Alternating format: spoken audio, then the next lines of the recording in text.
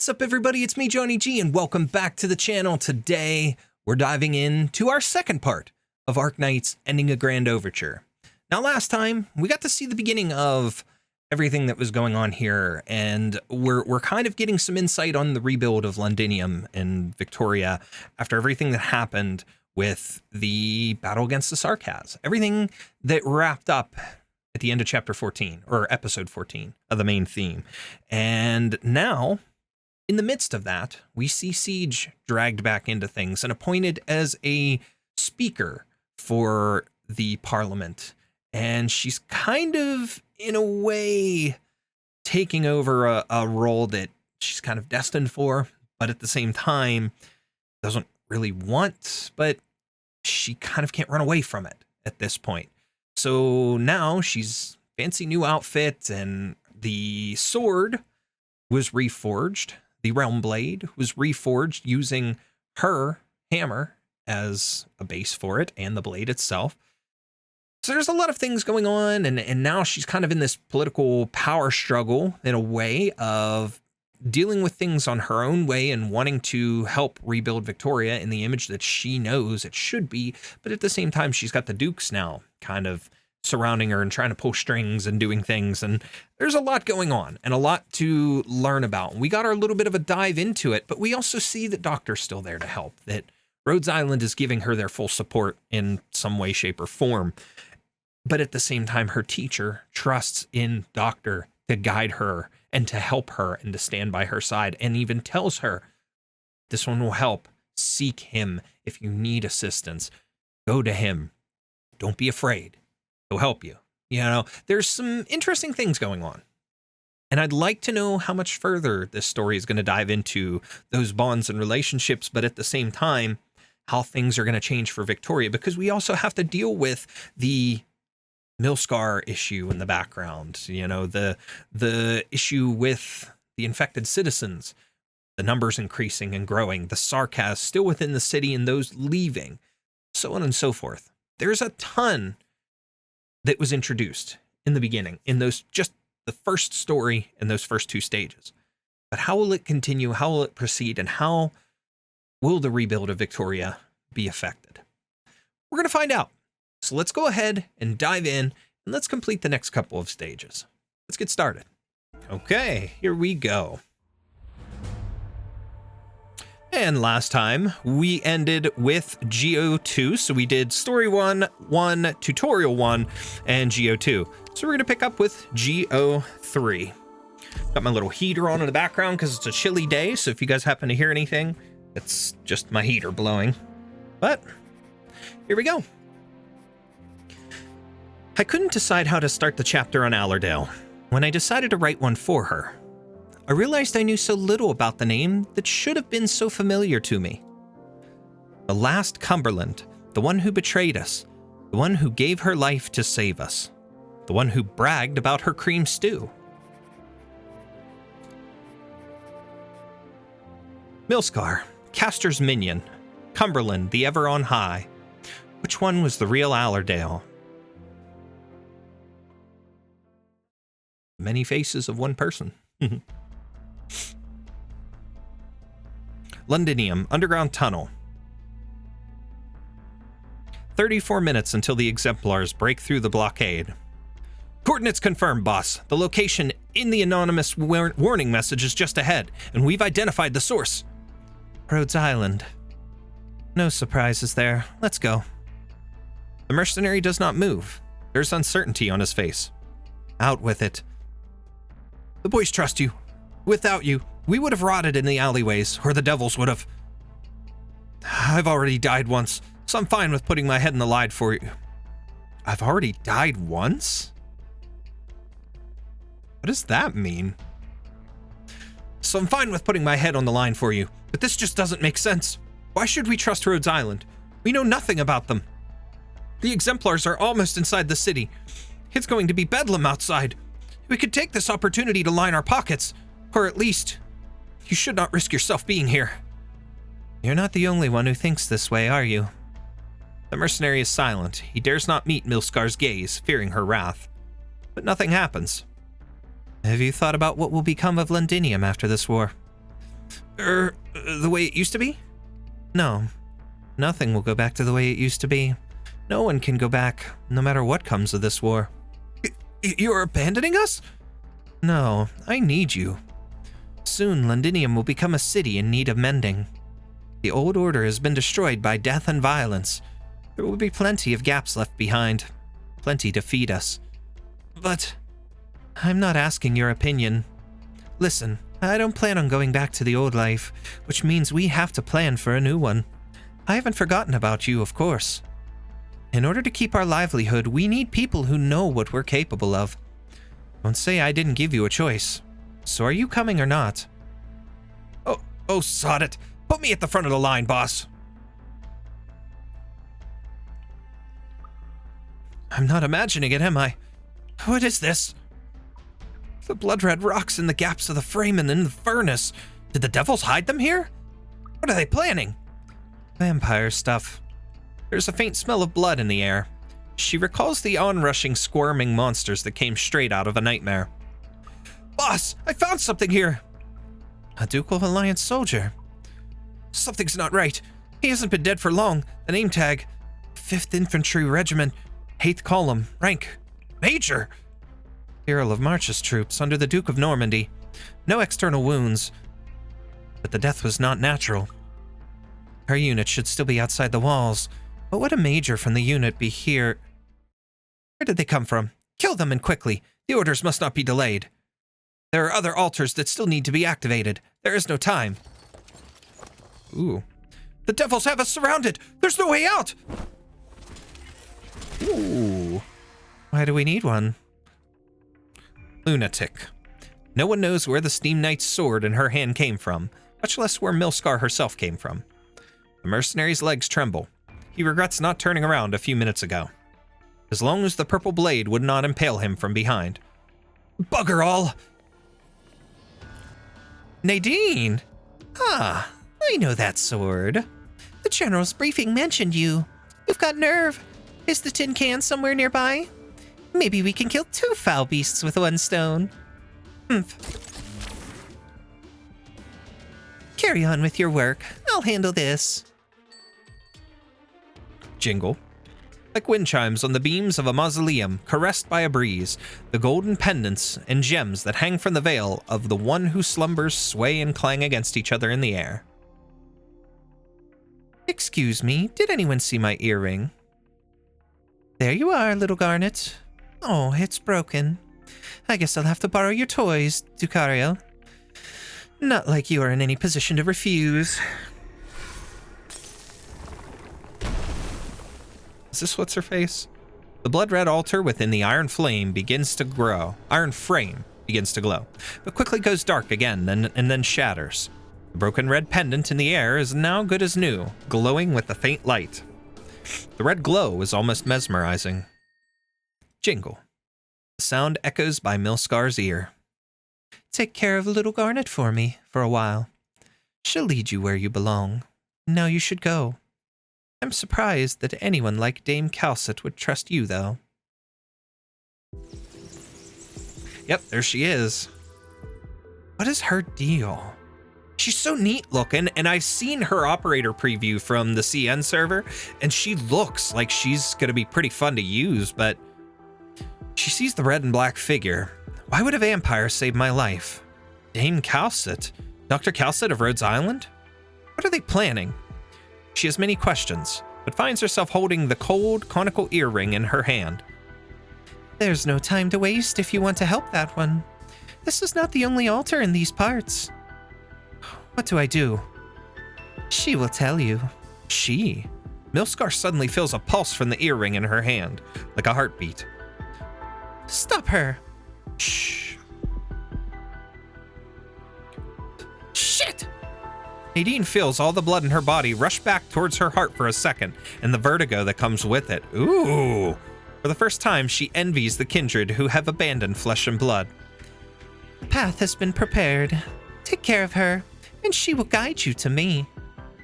Ooh. Ooh, she's so mysterious and I love it. I love it. I dig. September 28th, 1098. 6 minutes until the exemplars break through the blockade. Let's go to the next one. Boss, that weird vampire thing. As we destroy the altars, it just keeps getting prettier. We've got more important things to worry about. Word is that the Exemplars have made it into the city, but they're being impeded by the Ducal Alliance's troops. Have the factories gotten the order? Aye, they're getting ready. These strange hidden Sarkaz altars, and the rumors that the Dukes are ready to leave Londinium blockaded and abandon it to its fate. Who's the one who actually wants to blow up the city? Does it really matter? It's been a while, Hallardale. I thought you were dead. I thought you were dead. Even with Rhodes Island's help, there are too many of these for you to deal with, and too little time.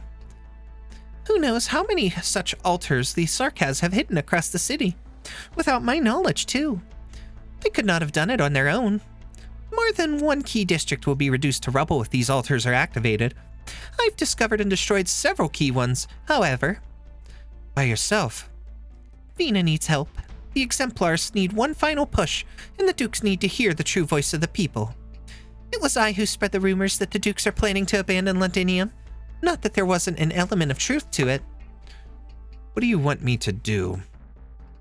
You're already doing it, you and those who follow you. But you, too, need a little push. I'll take care of the remaining altars. You've changed. A lot. I could say the same for you, Milskar. Are you sure you like that name? You've chosen to live. Then follow the path and see where it leads. Boss, she's...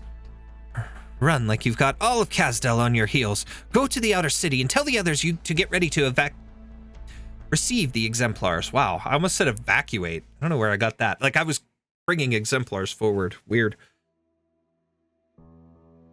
Londinium, September 28th, 1098. The Exemplars break through the blockade.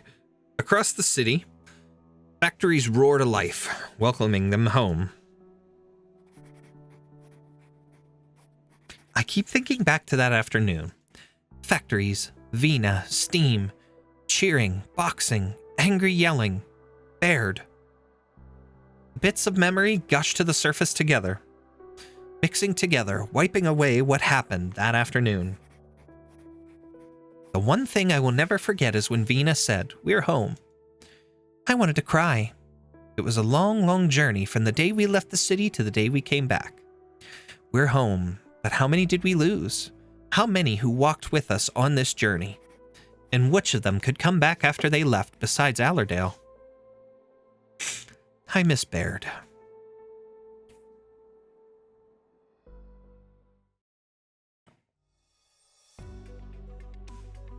Exemplars Camp, September 30th, 1098, 5:22 a.m. 2 days after the Exemplars break through the blockade. I never knew taking inventory could be such a pain. Taking inventory at the factories on our turf in the day wasn't half as bad. If this is pain, I'll gladly take more pain. It sure is exciting, though, to see as many people supporting us. We've been at this all night. The sun's already coming up. We have to push forward. The others can only buy so much time. Word from Wishadel is that they threw a dozen wrenches into the military commission's system of command, but the Nazarers are still guarding West Halig. We've been inside the city for 2 days, but there has been little sign of movement from them. Weren't there rumors that Theresis has abandoned them and gone into hiding? Maybe that's why the Nazarers aren't moving. That's just speculation. Not even the doctor's team has been able to confirm it. Get some rest, Morgan. The Alliance's order to attack will come soon. I just don't like counting, that's all. I want to help Dagda. I reckon I've got a little more experience sweet-talking people into helping us. Delphine is persuading the nobles who are still on the fence. Anna and Catherine are organizing the surviving workers and Self-Salvation Corps. I have no doubt they can get it done. But Dagda, she's not really the temperament for this. Go help her.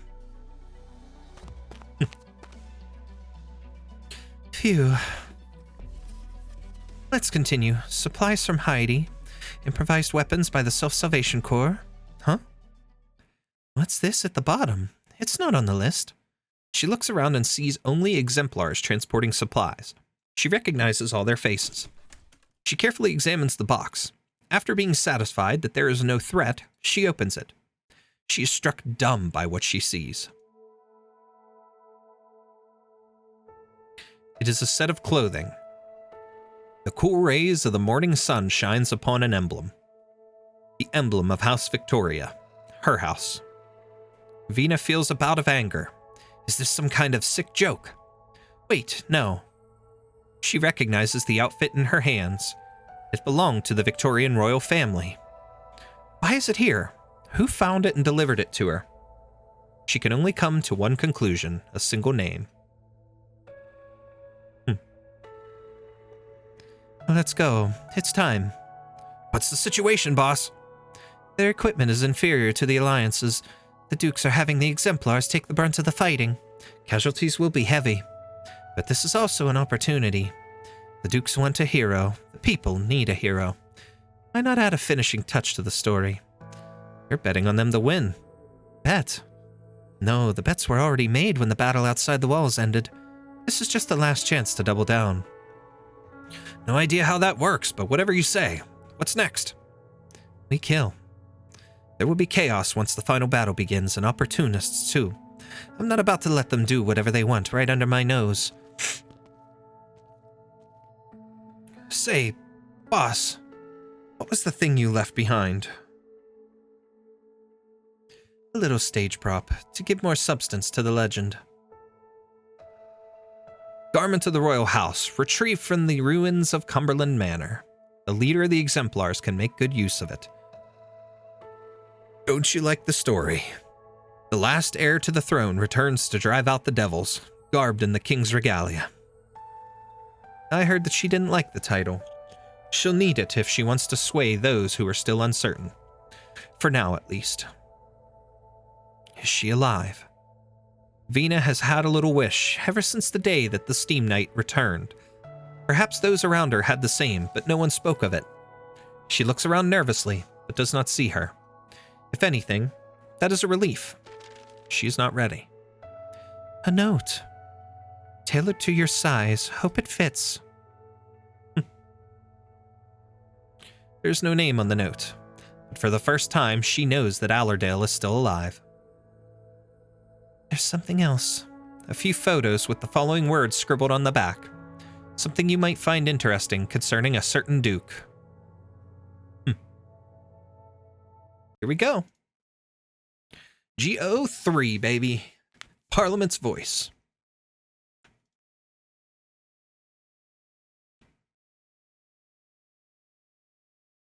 Okay. We can take care of ourselves, Professor. You just focus on giving orders. Okay, we're gonna go like Illusion this. and intimidation are my tactics too. Relax. I'll always help. Relax. I'll always help. Okay. Launch that. We're gonna put Texas here. She can fight them off, but also get me some DP. Let me get somebody else for the top lane here.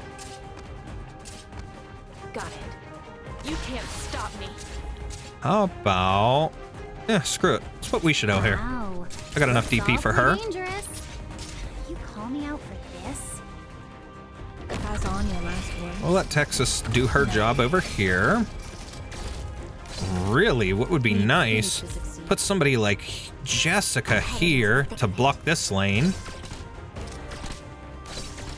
And we can use her shield when we need to, but we've got that to watch, so why not Logos? Thus I speak. They've got that covered then. Awaiting orders. Cut them to pieces. Okay, I think we're in solid shape because we don't need to worry about anything there. If anything,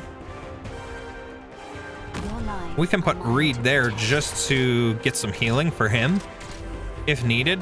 But at the same time, she can cover anybody that walks up this way.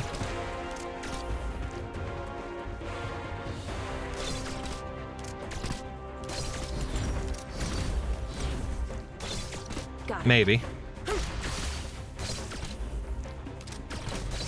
Screw it. Let's not even bother with that. Let's just heal with...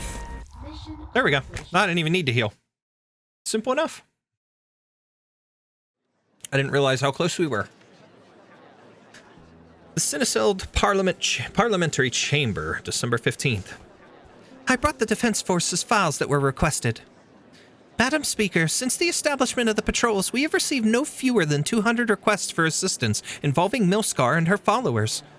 There's concrete evidence of their violation of Parliament's newly enacted laws. What are we waiting for? They're getting in the way of honest people doing their work. Doing honest work. Give the order. Put their heads on pikes outside the Cineceld. Feist and Rock have already reported the situation to me. I want the rebuilding to progress smoothly as much as you do, but that's not how Parliament works. Go ahead, Viscount Elsa. Milskar's behavior is certainly questionable, but their medicine has at least provided consolation to those suffering from the current shortage, if nothing else. Balderdash! They're exacting payment in lives! Sit down, Lord Allen. You are in Parliament. They're using underground facilities, relics from the war, to evade our pursuit, Viscount Elsa. They've been decentralizing their operations, of course, but there is also evidence indicating that someone associated with Parliament is helping them. I believe we need an explanation for that, don't we? Are the Londinium Defense Forces requesting our assistance with the investigation, Lieutenant Scamandros? We are, of course, eager to help the citizens face the Milskar threat. I could contact Her Grace, the Duke of Castor, to arrange for personnel to be deployed to Londinium. It is much reassuring to hear that Her Grace and the Duke of Castor has, at long last, deigned to generously offer her valuable assistance to Parliament, Viscount Elsa. I am very curious to know if other dukes will do the same. Baron Hector, Viscount Gideon, Dr. Herman, and Academician Erwin. May I trust you to pass on the message to the other dukes, and should you, by chance, have the opportunity to communicate with them? Startled, the members whose names are called, who have been keeping a low profile in the room, are left with little choice but to smile and bow to Vina. There is no affirmation or denial, but the argument in the chamber has evaporated, as though it never existed to begin with. A special provisional court will be convened to the members of Parliament to deal with the Milskar issue. Milskar will, of course, be granted the opportunity to present her defense. There is whispering among the seats, but no objections. Will she show up for the trial, though? If she does not appear, she will forfeit her right to a defense, and the court shall pass judgment in a fair and just manner. Porn, kindly instruct patrols to take Milskar into custody and bring her to the parliamentary chamber. Prior to Parliament's recess today, she has 2 hours. I will wait for her here. You should wait in the office, get some rest. You don't look so well. I'll let you know if she comes. I said I'll wait here. Right then. Sorry, I'm just... I know. I don't understand. There are so many things that are much more urgent. Infected in need of treatment, shortage of supplies, rebuilding the city, restoring order. My desk is constantly covered in important matters that require my attention. But they would rather spend an entire day bickering over something that they don't even disagree about. I'm not doing a good enough job. I remember that I promised you she would not get away, if you give my people and the Defense Forces free rein to search for her. We're short-handed. Trying to solve the problem this way means ignoring other, more urgent problems in the city. Then why do you think you're not doing a good enough job? Don't try to carry a nomadic city on your back. That's what the tracks underneath it are for. You don't have to become the perfect leader that they talk about, for whom solving every single problem is taken for granted. Besides, from Milskar to the protests to the medicine shortage, the shadow of the Dukes loom large over all these recent affairs. There is no doubt that Castor is behind the Milskar's matter. But something has to give. Milskar has gone too far. Catching her is no easy task, though. Indra and Dagda say that she has associated with a strange vampire. Delphine, if she doesn't show, do you want her to, Vina? Milskar Hideout, December 15th, 1098. Why are you blindfolding me? I paid my husband's bill. Yes, ma'am. You're an honest woman. You have paid the bill of Mickey Robinson. The boss sends her condolences. Your husband made many contributions to the city. Can I go now? Of course, once you've paid your other debt, that is. 2 contracts. One signed by your husband, the one you just paid. Another signed by you on behalf of your husband. But he's gone. He's gone, but the medicine isn't. Here, do take it. Now let's talk about your bill. We accept credit, of course. we don't. Oh, boss, since when we don't? Just now. Take her to get some rest. All right, and then? Send her to the Cineceld. The honorable MPs are waiting for me, aren't they? The Cineceld, Parliamentary Chamber.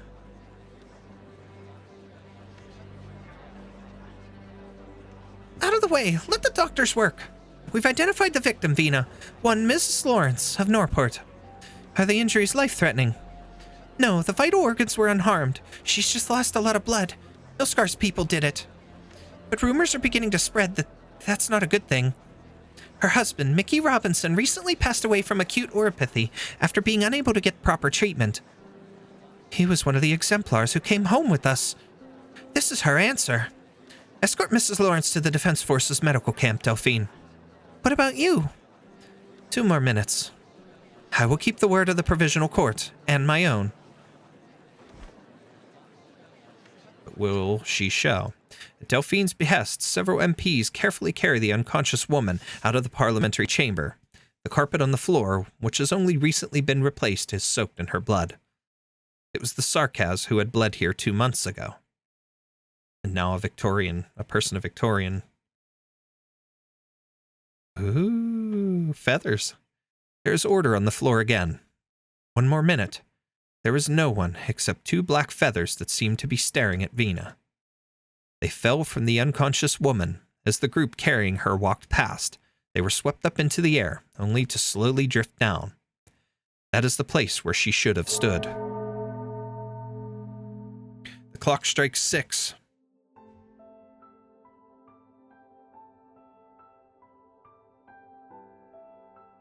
It is time. Esteemed members of Parliament, as Milscar has forfeited her right to a defense, in accordance with the law, I, Vina Victoria, Speaker of the Parliament of Londinium, pronounce a special warrant is hereby issued for the arrest of Milscar, dead or alive. Defense Forces patrols are to apprehend Milscar personnel by any means necessary. Effective immediately. Also, issue a citywide announcement that Parliament will accelerate the enactment of the City Safety Act. On behalf of Parliament, I vow to the citizens of Londinium that the curfew will be fully lifted within a month, when the reorganization of the police forces is complete. The Provisional Court will complete with the necessary personnel movement and additions within 2 months, at which point it will be renamed the Londinium City Court. The court will continue to process backloaded cases concerning public safety following the conclusion of the war. Parliament and I will ensure that everyone is treated in a fair and just manner, regardless of any privileges that one may have enjoyed for whatever reason. All shall stand equal before the law. Wow. What kind of leader do you want to be, Vina? I don't know, Doctor. But I should at least know what is right and what is wrong, no? Sometimes right and wrong depend entirely on where you stand. Then what should I do? Stay true to what you believe in, to help you triumph over solitude. I learned that from a friend who recently left us.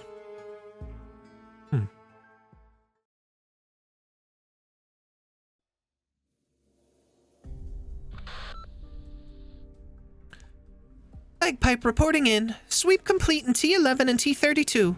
No sign of Milscar. How's things over there? No sign of Milscar in C11 and C20, ma'am. What about L10? No reports yet? Reynold, is there a situation? I'm here. There's nobody here in L10. His gaze alternates between the purple blade before him and Milscar, imploring for mercy. I'm coming back now. Did you find anything useful? No, nothing at all. The purple blade is lowered. He slowly backs off.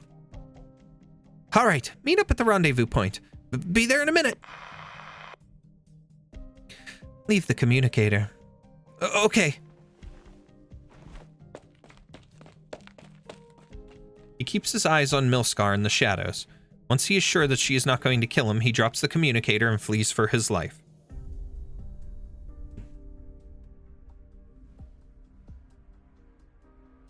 Cavendish Street, Londinium. So quiet. I prefer the underground. At least the sound there doesn't make me feel... Aha. Parliament has yet to lift the post-war curfew.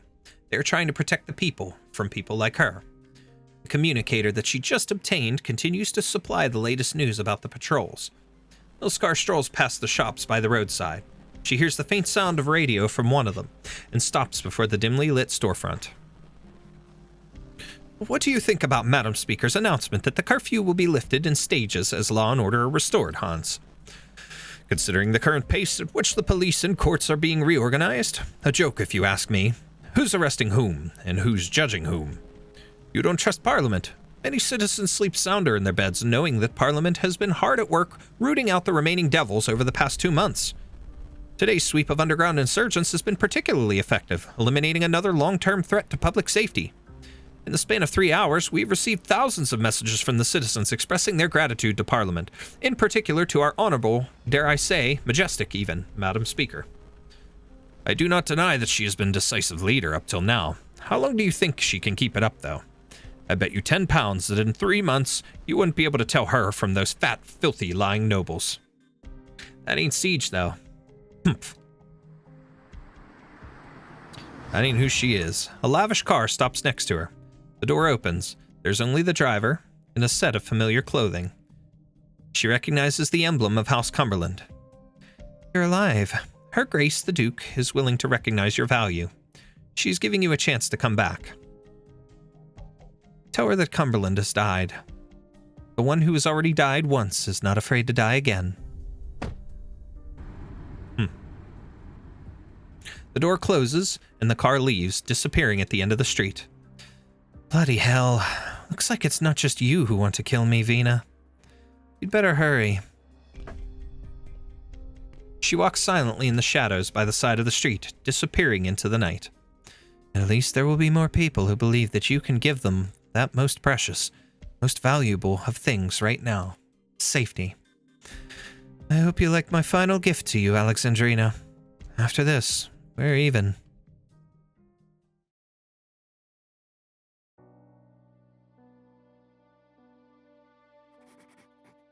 Morale was high before our attack on the Nashor position at the Palace of West Halig. Couldn't say the same about the people in the city, though. They had lived for so long under Sarkaz's rule that they could hardly even conceive of resistance. Dagda and I found it difficult to persuade the able-bodied citizens to join us, until Vina showed up. She was wearing an outfit I never thought I would see her in, an outfit for a king. She never said who gave it to her, but we could all guess the answer. Allerdale. I was dumbfounded. I looked at Dagda and saw her fighting to contain her trembling. I saw the frenzied crowd rush through the streets and alleys, scrambling over one another to join us. They carried Vina further and further away from me. Her Royal Highness Alexandrina has returned. She'll lead her people to drive out the Sarkaz and take back our home.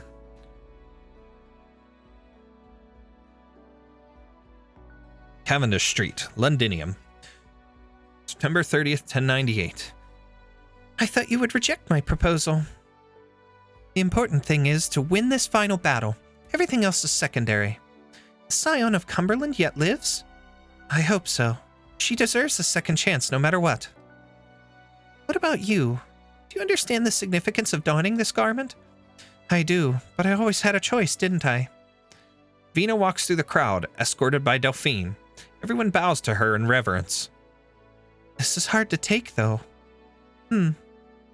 She thought she saw a certain figure in the crowd, drowned out by the onrushing soldiers and citizens. What is it? Nothing. Let's get the troops in order. It's time to put an end to this.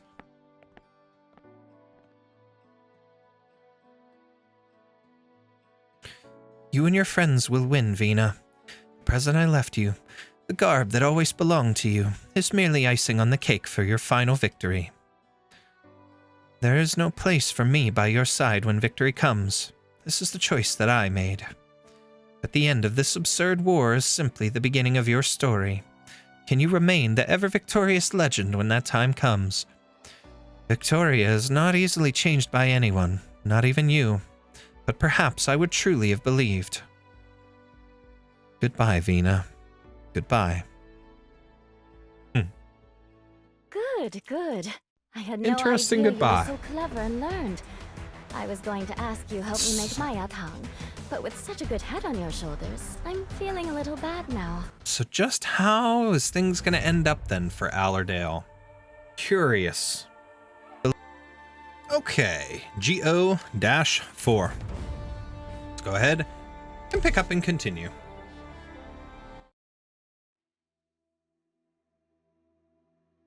Ten Pints Pub, December 21st, 1098. Good job, Madam Speaker, I say. Rip up every tile in Londinium and root out the devil scum hiding under them. I hear there's going to be a big shipment of oropathy meds coming in. I got a friend at the procurement office. Maybe he can get me some meds first, and I'll see if I can get some for you. Cheers! You were strutting all day when you got into the Duke's army, and then you went to the Exemplars. And now here you are after the end of the war, just like me. Too infected with nothing left. What are you calling infected? I can fight! I'm not like you. I'm not afraid to die. The other patrons look up at the staggering soldier. A coin flies across his face and lands on the bar counter. A haggard figure grabs him by the shoulder. I remember this guy. He's drunk. Take him home. I've got the bill. Don't mind what they said, madam. He's just telling the truth, Lieutenant. I'm retired too, but suit yourself. Sure, as for your question, it doesn't matter if I was talking to the one whose name was on the warrant, or Reunion, or anybody else. The workers want to do something for our home. I can't just stand by and watch everything get worse. Extraordinary times call for extraordinary measures. That's how things have always been for us. Just friendly advice. I've seen what medicine from dubious sources can do. I watched a soldier collapse into his drink a couple of days ago. It performed emergency surgery on him during the war. That time he survived, but this time, it was the last checkup he ever got. You're a kind soul. The apothecary in my neighborhood says he can't remember how many came to him for poison during the war. I don't remember everyone I've ever treated, of course. I've seen much worse in my time as a field medic. But at least I get to see those who walk out to the field hospital again. Spend enough time drinking here and you begin to recognize the faces in the crowd that you've seen before, even if it was only once. I know some doctors, the Rhodes Islanders. Maybe you need their help. You forget that I'm a physician myself. What do you think of the Exemplars? It's asking a lot. Getting an old burden beast to remember something that long ago. It's ancient history. Even to me, all I remember is that decades ago, when kids would brag about this and that, they wouldn't be tossing around the names of the Dukes. It was the Exemplars. There were lots of heroes. Lots of them lost. No, what I mean is, I know what you wanted to hear, but I don't have anything else for you. Sorry. Most people in the new Exemplars aren't soldiers.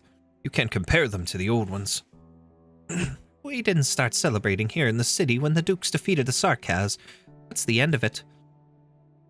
The walls were on fire, and unarmed Londiniers trapped inside with the Sarkaz. Nobody knew if the Dukes would spend the next 2 months talking before they entered the city. Nobody knew what would become of us. It was the Exemplars who came. No one can take away what you did, not in Londinium at least. Catherine pauses. She notices the officer's hand trembling in the dim light of the tavern. He reaches into his pouch, trying to find something, but finally sighs and takes a big swig from his mug. These days, the only contribution most of us make is to the businesses of the city's drinking establishments. Thankfully, the kindly owner here doesn't throw out loitering drunkards.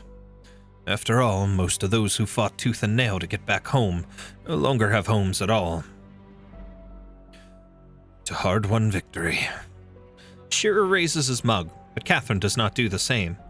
I'm afraid you found the wrong drinking partner. I have an appointment to keep and I intend to be sober for it. You're drunk, medic. Leave the alcohol to your later days. I've heard the rumors about the Exemplars. Why don't you talk to the speaker directly? Catherine gets up, goes around the other patrons, nods at the owner behind the counter, and disappears behind a door in the corner obscured by the boxes.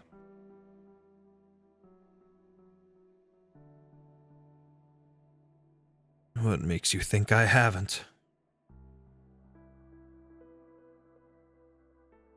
He looks in the direction where Catherine went. It leads to a forgotten corner of the city. The Defense Force patrols went in many times, but never found anything.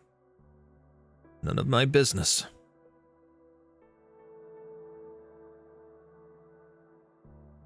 He waves the proprietor over for another drink.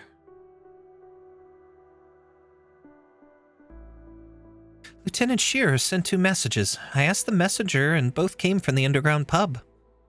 But Delphine said she made arrangements for all the surviving soldiers of Duke Windermere's ship. Are you sure we don't want to check out the street that Delphine talked about first? No. Let's go in.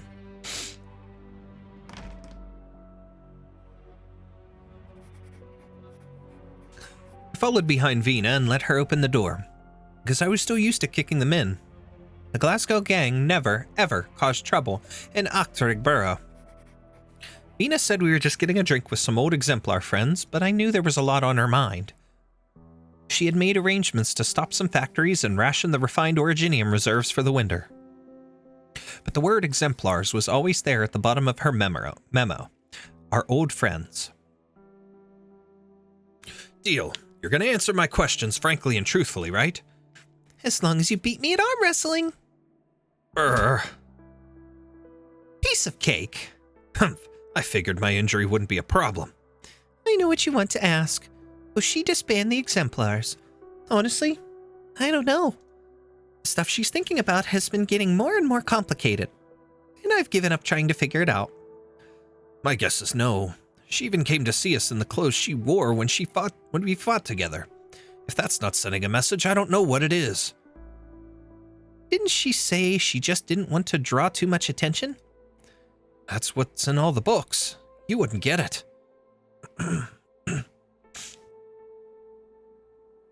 What you see here is no exception. Many exemplars are suffering from their lingering war wounds. With medicine in short supply, alcohol represents one of the few sources of comfort available to them. While some are here for information, most are here all day and night because they simply have nowhere else to go. Is this why you wrote to me? To stand up for them? No. I see you have not read my letter. I'm sorry, there's been so much going on. You used to be more straight and forthcoming, Madam Speaker. If you think the exemplars are calling for you to pay more attention to veterans' welfare, I can tell you that you're wrong. They're waiting for your next order. Everyone I've talked to for the past 2 months believes that Siege has grown since becoming Speaker, but she's getting even better as a leader. And the question they ask most is, where do we go next? Are you telling me to continue to send them to bleed and die, instead of trying to make life better for them? You never truly saw yourself as their leader. You saw them as equals, as comrades in arms. I respect you for that, but it's also where you have failed in your responsibilities. Forgive my frankness, but for many of them, what's left of their lives will never know a greater happiness than the taste of victory they enjoyed as the exemplars. He grabs his mug and tries to take a swig, but it slips from his hands and falls to the ground. The others look towards Shearer, whose eyes are red as he takes deep breaths, trying to keep himself under control. He takes out a coin, puts it on the table, and raises his hand at the proprietor without looking at him. On his part, the proprietor simply goes about cleaning up the mess without batting an eyelid. One more of the same, please. Where were we, Madam Speaker? I never got along well with Lieutenant Shearer. For a long time, Vina's fist knocking him dizzy had cemented my impression of him. A field medic, stubborn but largely calm and dependable. His surgeon's hands brought many back from the brink of death. You. Why? Lingering effect of an injury. It was one hell of a battle, wasn't it? It wasn't his hand that was injured. I remember it well. He sat straight and tall. I thought he had recovered with Delphine's help. As he said, though, it was one hell of a battle we fought to return to Londinium.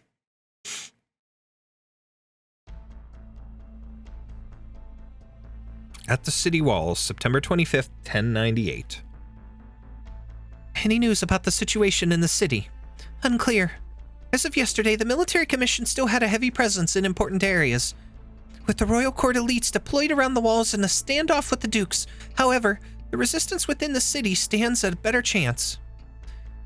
The siege has gone 10 days already! When are the dukes gonna charge? If the priority is to minimize casualties among the Allied forces, then besieging the city is the best way, particularly with the Duke of Wellington's position still uncertain. But they're still playing with the lives of innocent citizens.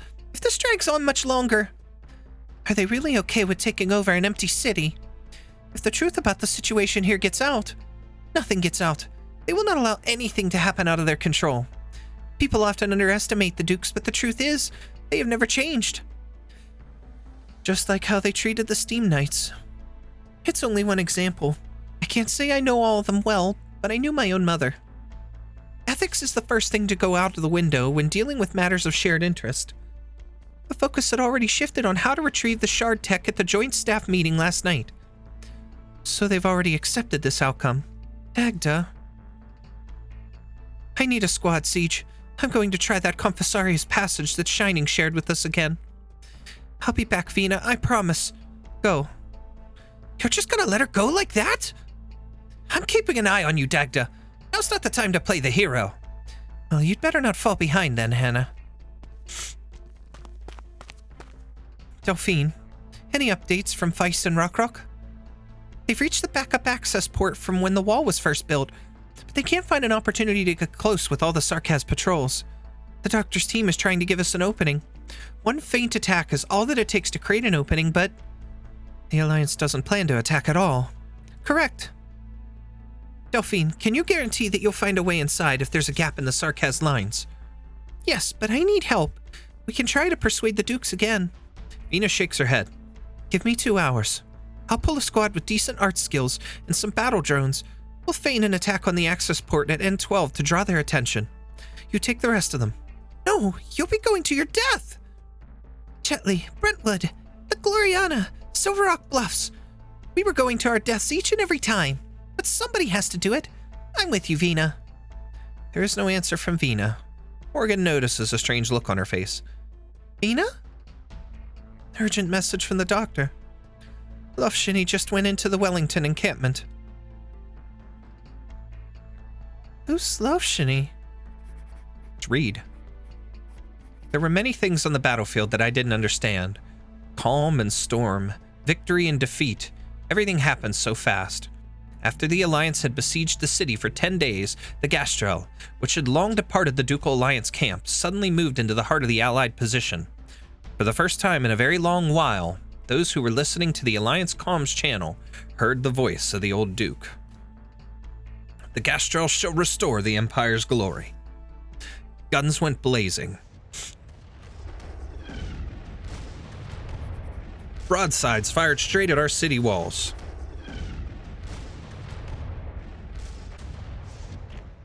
Hmm. 7:33 a.m. Tell the people behind us no delay through the trenches. The bulk of the Sarkaz forces are being tied up at the front, but that doesn't mean we have all day. Sir, there's a lot of equipment in the camp that we need time to... There is no time. We can deal with the equipment issue once we get into the city. Some of the wounded can't walk on their own. We'll need to carry them by stretcher. You follow the path that Siege has cleared for us. I'll organize the transfer of the wounded. Now go! I'll help, sir. I'm more familiar with the situation of individual patients. Plus, I promised them I wouldn't leave them behind. Grab your own share of suppressant and protective gear from the patient's supplies. Better than nothing, at least. The closer we get to the walls, the higher the atmospheric originium particle density. The wounded will be in more danger than us. Yes, sir. They say you're not a Londinier, sir. Why would you risk your neck like this?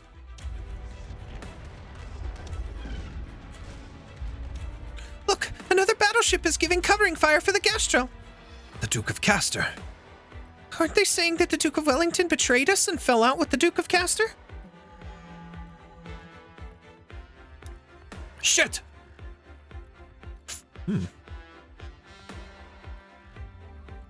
Contact his liege.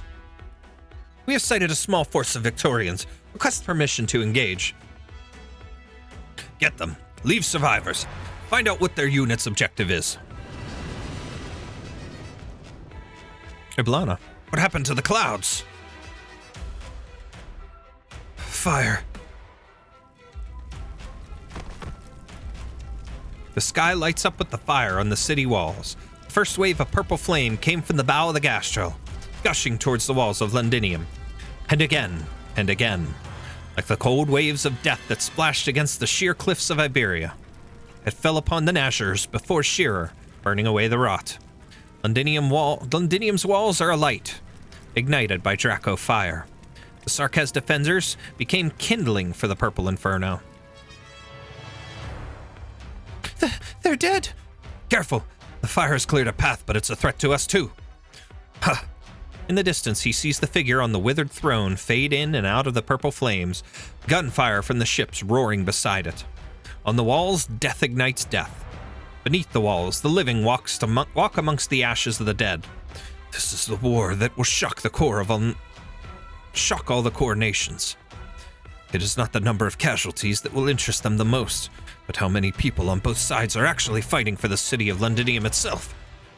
It's a long way home for you.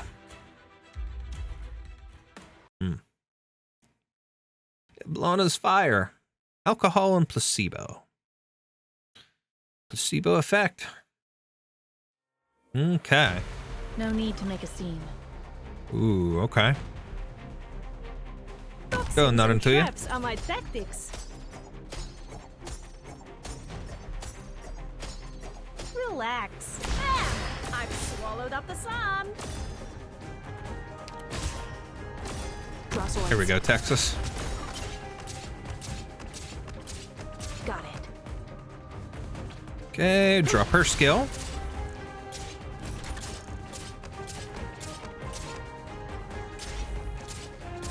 Okay. Whoops.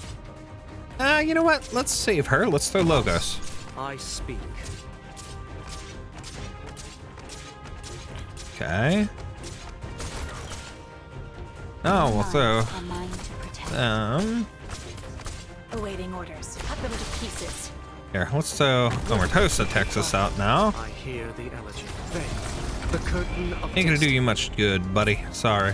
I'm prepared your lives. Now ignite I'll it. put Shu here to some extra defense. And to keep Texas healed. Wow. Her there. Softly We got a nice little strengthened line here. Grow anew. Got it. Shut up. I'll just get a little bit going to Texas there. Ooh, some defense with Buki. Positioning. I think we'll be okay for now.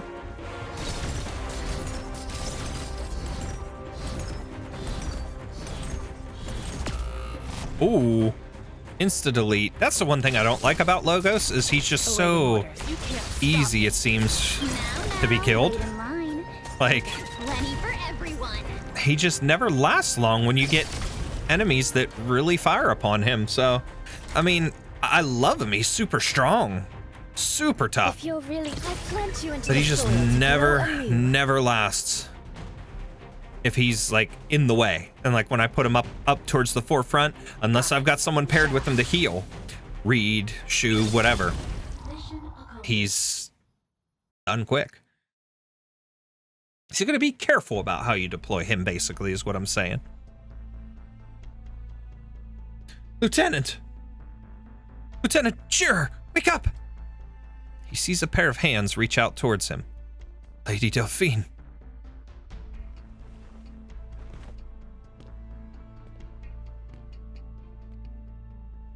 Don't move. I'll carry you. We need to get back to the forward position that we captured. We have to move before more Sarkaz arrive and fill this place with witchcraft bombs. Thank you. Saving my life. No need. It was a brave soldier and nurse, Sarah, who saved your life. She used her arts to protect you and the other wounded soldiers from the witchcraft bomb, despite her limited experience. It was her. Wait, did she? Don't worry, she just passed out. We've taken her to the forward position at the access port. But you've all been exposed to high originium environments for too long. I knew the risks. You succeeded in reaching the access port? Yes. I saw fire on the wall. It's out. Is the battle for the walls over? No, it has only just begun. The Nasher is locked in a standoff with the Ducal Alliance, relying on the city's defensive artillery and the elite troops. Is there anything we can do? Break through the access port, create a gap in the wall, and reveal a weakness in the Sarkaz lines, just like the Alliance helped us, even if they didn't mean to. Understood. Lieutenant Shearer, you are dismissed from this operation. That is an order. Does that come from Siege? It comes from me. Stand by at the forward position. You need to rest.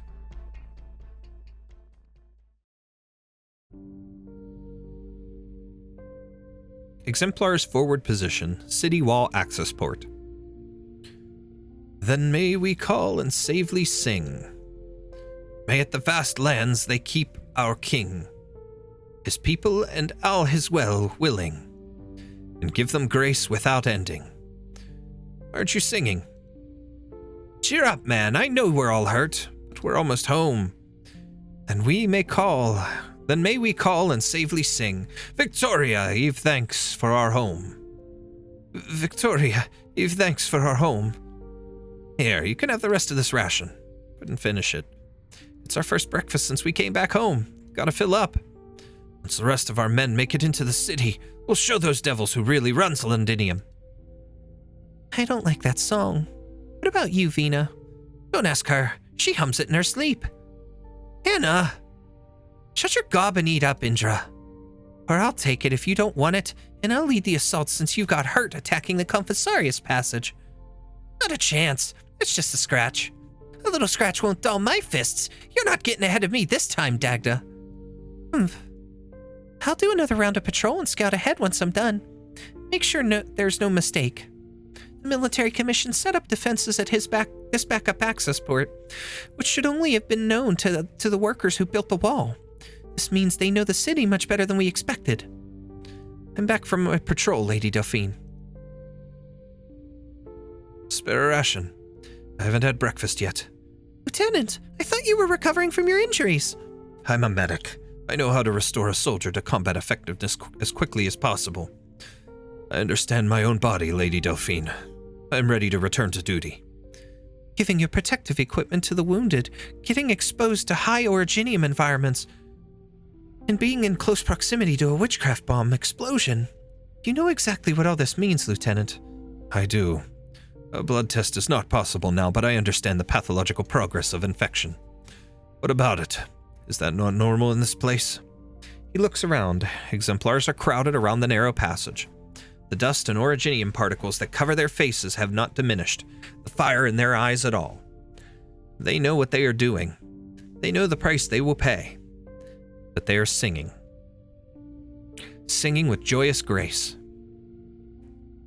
Delphine, do you give the lieutenant permission to return to duty?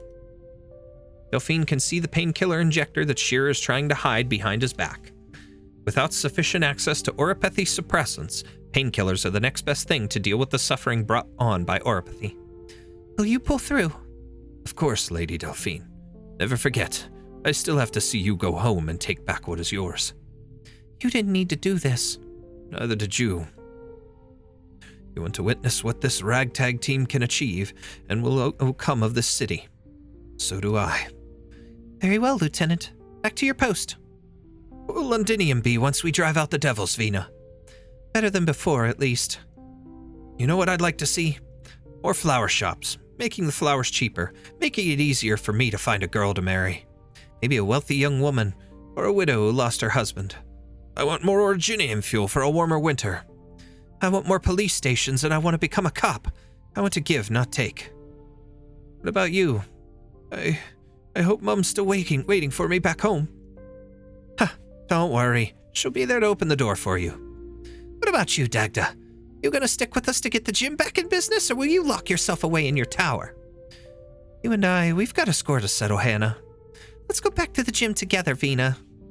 Yes, we will. We haven't found Baird yet. Oh no. One more step until we're home. That one step took us 3 days. We were welcomed by steam gushing from the factories, reaching into the clouds. but many didn't live to see it. They walked into the tunnel singing and never came out again.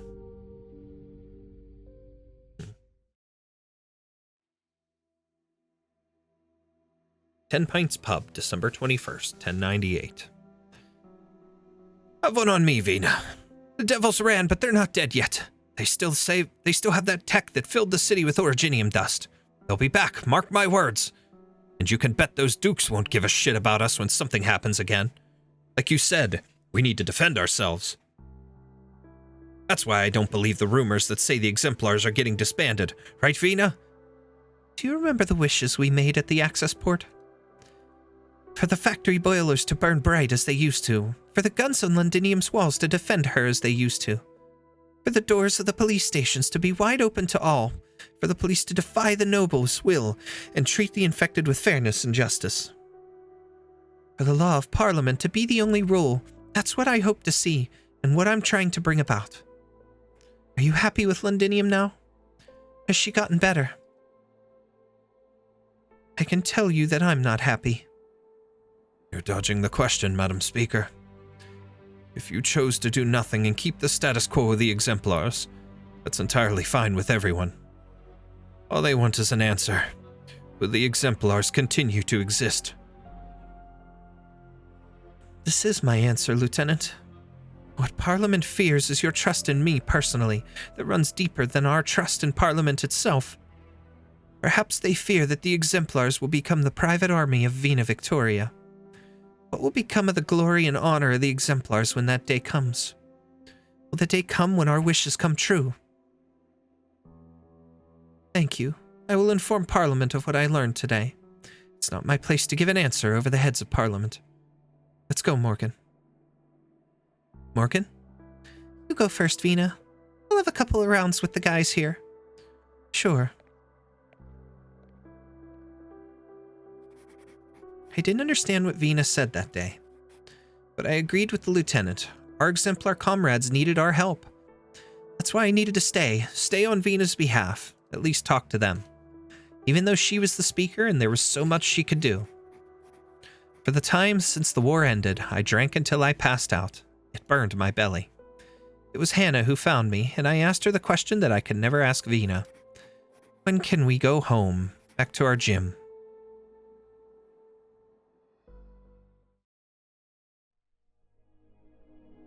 Flower shop. The herbs are growing well. Diane would be glad.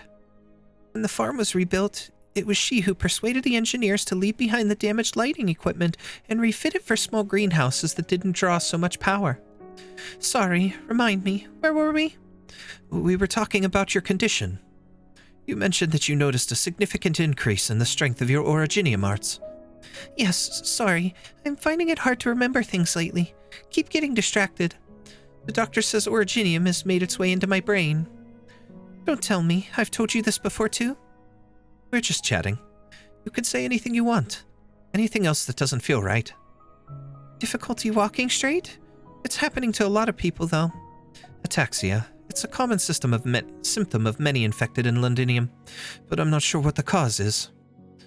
When I'm by myself, I've been trying to... It's strange. My originium arts seem to be changing. Changing? I don't have any other reports of... Never mind. Please continue, Sarah. Are you casting with your bare hands, by the way? Doctors may have told you this already, but that's detrimental to keeping your condition under control. Heh. You're a worrier, all right, just like Diane said. I just can't help it. It's how I search for the war memories in my clouded mind. Battle for the Walls. You said you were a nurse and you were trying to stop a witchcraft bomb explosion with your arts, but it didn't work out too well. Yes, I remember. I was behind Lieutenant Shearer, and the blast threw me off of my feet. Next thing I remember, I was in the field hospital lying next to the other acute infected. I don't know how many witchcraft bombs fell upon the Exemplars. So many fates turned on their heads in an instant, but I didn't see any of it, and I don't remember any of it. How could things be like this? Sarah? The patient is trembling and begins to cast originium arts without realizing it. Alicio does not know if it's a symptom of post-traumatic stress, but he quickly attempts to direct her attention elsewhere. Listen to me, Sarah. Take a deep breath. Can you smell the flowers? You're in the sanatorium. The war is over. The exemplars are home.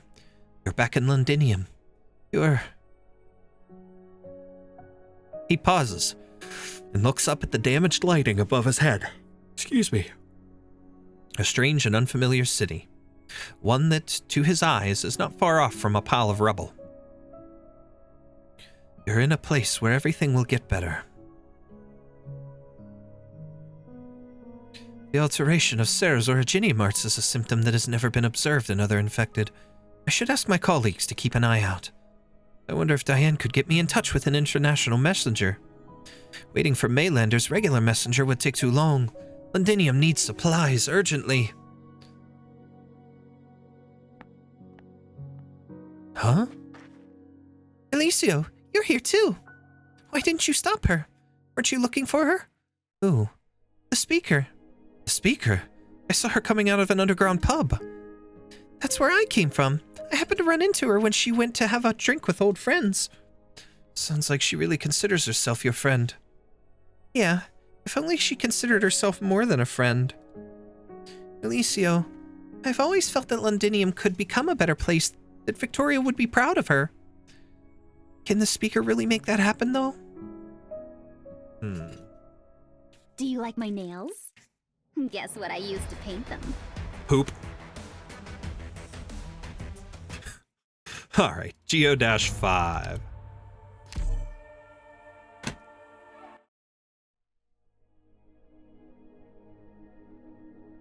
New Achtereg Vehicle Factory, December 21st, 1098.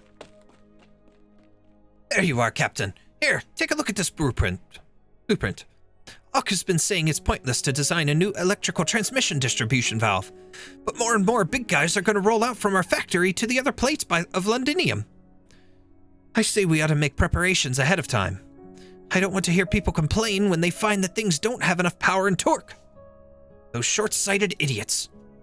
Stop calling me Captain. This is a factory. We're not in the Self-Salvation Corps anymore. Besides, I'm sure Ock has thought about it too. It's just about saving costs where you can. I know, but it's the young ones coming after us who have to deal with any problems. I know how you feel, Martin. But we have to take things one at a time. Closure shared a bunch of drone technology with us that I would love to put into our new four-legged crawler. But problems like power supply and automation don't just solve themselves. It's all good to have them in the blueprints, but let's take one step at a time, starting with the present. Let's do it Ock's way for now, and get a basic version out to meet our present needs. File your blueprint with the Londinium Industry Development Association. Don't lose it. Its mission is to restore Victoria's technological superiority with the support of Parliament. New ideas should be respected. Whatever you say, you're a consultant for them after all. There have been so many new ideas lately that it's getting hard to keep up. People are enthusiastic. They can feel that things are changing because of their ideas. Yes, factory production lines, a railway system that links all the districts, and walls and artillery that protect all of Londinium. We could build them the way we want, with our own two hands. I could agree with everything else, but please, not the way you want, Feist, or we're all gonna end up in one big amusement park, where the only form of transportation is zip lines. Come on, that's just the one thing that drew the most laughs among the proposals that got shut down. Not all of my ideas are like that. By the way, are you sure our factory wants to keep Ock in the core workshop? I heard he didn't get along with you at the old place. Each factory has its own technical secrets, and there's been friction over competition for orders. Well, that's true. Not all of our workers were in the Self-Salvation Corps. But if Catherine could convince the other workers, other factories to join the association and share technologies, then there's nothing for us to hide. Somebody, help! Matthew just got pummeled! Uh-oh. Have we met before, sir? Not exactly, Madam Speaker. The name's Matthew, a humble businessman who owns a little factory. I simply felt the need to speak up about the present situation. You can write to Parliament or seek assistance from the Industry Development Association. I have other things that require my attention. I have written to Parliament on behalf of a dozen factories that were shut down. My letter's gone unread for the better part of a month. It was the decision of Parliament to shut down a number of factories. You know better than I the state of Londinium's logistics. The burden of the factory's debt can crush hundreds of families in Sudian or Highbury. We're just asking for the scales to be tipped a little towards us, even if only in a private manner. Workers from factories that have been shut down could not even afford to buy medicine on the black market. An experienced line worker is worth 10 pieces of machinery. I believe in my workers. There is much that they can still do for the city. Meanwhile, invaluable oropathy suppressants are being wasted on dying soldiers on their beds in the sanatorium. What are you on about? Explaining the realities of economic... You bloody... Vina's fist found the man's nose before she knew it. The man by the name of Matthew grabs his bleeding nose with one hand and searches haplessly for a handkerchief with the other. Blood continues to seep from the gaps in his fingers, dyeing his clothes red. More and more onlookers gather, all of them staring at Vina. There's no hostility or anger in their eyes, but each and every gaze reminds her of her helplessness, or her ill-timing, of her ill-timing. I understand why you're angry, Madam Speaker. I know, but someone has to say it. I assure you it gives me no pleasure. I was part of the Self-Salvation Corps that stayed in the city. You came with the Cottis girl and then you left. When the exemplars came and I learned from Catherine that you're their leader, I agreed to turn on the boilers to welcome you without a second thought. But I didn't recognize you when I saw you standing in the middle of the street, dressed like a king, promising a better life for everyone on behalf of Parliament. You knew that some promises could never be fulfilled. You chose to sacrifice some people to save others, didn't you? She wants to shut him up. She grabs the man by the collar and lifts him off the ground, but she can see his eyes and the eyes of everyone standing around. Siege solves problems with her fists. She wishes she could make these problems go away with her fists, the way she used to. Something falls out of her pocket and makes a clanging sound on the ground. It has been a long time since she had candy. She forgot the box was in her pocket. We believed in you when we agreed to shut down and relinquish our originium fuel, but now we can only hope that we're not the ones being marked for sacrifice. Not all problems can be solved by your fists, Siege. Vina! Let Matthew go, please!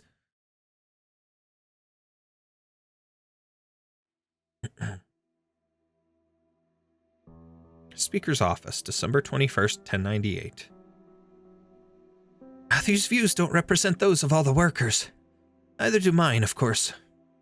All I know is that a few friends have reached out to Rhodes Island through me, hoping to improve the state of the equipment at the sanatorium. We can't make new equipment appear out of thin air, but maybe we can make the existing kit more efficient. Most workers still support the current medical system, I think. No, you don't have to explain, Feist. I was the one who let the blood get to my head. You have done as much as you could possibly do. Improved medical equipment effectiveness, reopening the fast transport tunnels, central heating system under experimentation. A lot of people have benefited from the changes in a short period of time. It's all thanks to how you've given us the green light and fended off trouble for us in Parliament. That's my job. How's Catherine? Granny? Well, I doubt she would answer, even if I asked. She won't even let people see her cough. Otherwise, she's the same. Still busy, even though she's not working at the factory anymore. I rarely get to see her. I had a conversation with her like this last month. She sat on this very chair and turned down my invitation for her to become a member of Parliament. Secret workshop that you kept hidden from the Sarkaz and the weapon inside. Londinium doesn't need it anymore. Yes, I have reached a consensus with Catherine on this matter. As long as you and Catherine are able to unite most of the workers, it's not a bad thing for the weapon to stay under your watch. Parliament needs oversight. So do I. The system of Parliament is yet immature. We're still searching, and there are people trying to get something done through it.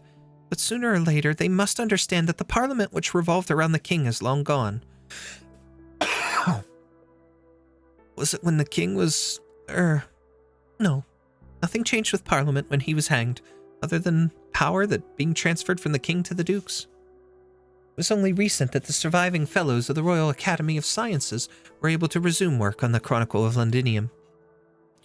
1,000,000 words that took half a lifetime to compile and edit, encompassing every aspect of Londinium. I never thought I would get to know my home again from this angle. It was only after reading it that I realized the city's resistance began a long time ago. When the Sarkaz gained control of the city, it was the Londiniers who still lived within who had, of their own accord, come together to maintain the city's core functions, irrespective of upbringing and status. The Academy's fellows see it as the precursor to the new parliament. Seems a little far-fetched, but it does make sense in a way. But I see another side, Feist. During the war, we were able to set aside our differences, our own interests, in our struggle to survive. Now, though, I am not sure. There are times that I can't even guarantee my own reason. I need someone to pull me back when you want it to be us. That was my promise with Catherine. It was you lot who gave me my sword, after all. The war destroyed many things. Londinium needs your help in order to not fall behind the changing times. Some of your ideas may create headaches in Parliament and the Royal Academy of Sciences, but that's not such a bad thing. A city defense system that belongs only to us. Automation that the Dukes have long ignored, and a new deterrent for a post-Steam Knight era. Your help is needed in all of this, and it must be for Londinium, not for any individual. I don't deserve your trust, Feist, and neither does Parliament in its current state. Send Matthew my apologies again if you see him. I will continue to lobby Parliament for policies that will improve the condition of workers. The medicine that we purchased from the Dukes is on its way. Things will get better once supply routes are secured. Ha! Who dares threaten the Duke's cargo ships? I'll continue to communicate with the ducal representatives in the city. We're here for you if you need any help. Feist stands up, but then hesitates. He does not leave the room. Granny always scolded me for my fancies. She said nothing the day I brought back the proposals for the future from the Industry Development Association. She retired from the line soon after, claiming health issues. We like to dream about the future, Vina. We'll pull through.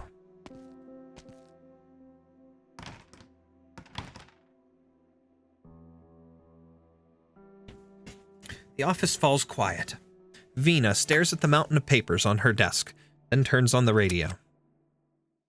Bzzzt. Late afternoon today, citizens witnessed the Speaker of Parliament, Alexandrina Victoria, put a scoundrel in his place. It was reported that a gentleman had attempted to bribe the Speaker for his own selfish interests, which the Speaker rejected in the most direct manner possible. Many citizens speak highly of Speaker Victoria's charisma and believe that she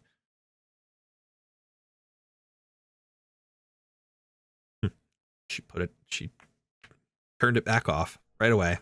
Didn't like to hear it, and I don't blame her. Londinium, underground. December 21st. I guess we've finally learned to trust each other a little bit. Whether you're confident that this supply route is safe enough for one person to manage, or that most of you have left Victoria just as you said. Some sign of trust when you have your little trinket in plain sight. Is that this is a city full of homeless, desperate people. Who knows if somebody won't get ideas? Never said you're not part of the threat, of course. Not that many people in Londinium remember reunions past. Go ahead, check everything on the list is here, and I'll deliver the next batch of medicine on time. You said most of you have left. What about 9? Left, along with many people for whom there is no place in the city. Our factories outside the city won't be affected, of course, and the routes you found for us will continue to be useful. You're not going with them. Londinium isn't a great place for infected anymore. Isn't a great place, spoken with true Londinier irony. When I was little, I was fascinated by the Londinium in storybooks. The palaces and the gardens where the king and the young princess lived, the adventures to be found in the maze-like factories. Now I find that Londinium is no different from anywhere else in Victoria. It's no place to make a home. I stay because somebody has to. And I like doing good. Honest work. Besides, the treatment of the infected in Londinium today is not terrible. Really. I followed them because they saved my life. I'm not like those who are ready to die, who've already figured out how to die for something worthwhile. Besides, in the end, it usually isn't worthwhile. Nobody deserves to die. You saved a lot of lives. Thank you on behalf of the workers. Stop by Highbury the next time you're passing out pamphlets in the city. I'll see right through that disguise. Goods checkout. I'm off then. One more thing, Catherine. Go ahead.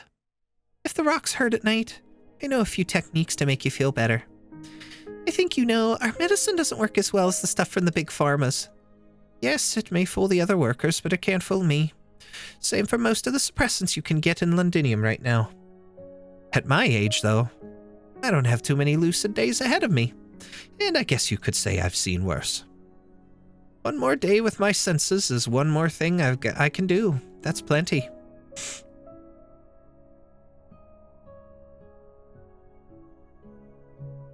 Our men have tracked down Reunion's hideouts outside the city, 2 major factories and their supply routes. Should we shut them down? No need. Based on available information, they are not a threat to the citizens of Londinium. Vina says she has personal reasons to be wary of Reunion, but even she admits that they were a big help to us when the infected incited the citizens to oppose the Dukes. As for the gray market, just make sure we keep track of everything that's going on. Percival is not stupid. She knows what she's not supposed to touch. The Reunion threat is much diminished now that their main members have left Londinium. Continue to monitor the situation. I will even go so far as to say that establishing contact at a private level is an option if there is consensus about improving the infected situation. Understood. We will continue to monitor Reunion activity without taking direct action. I suppose I'm wasting you a lot on this kind of work. Of course not, Lady Delphine. From the day we left the Duke of Windermere's ship, to settling intelligence work aside to focus on the assault of Londinium, and now... Do you miss the waters of Lincardin? Geo5, scrap and nail.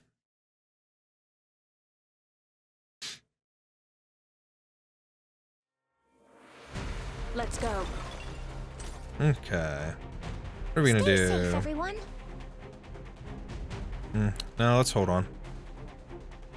Let's put Texas here. Let's give her more defense.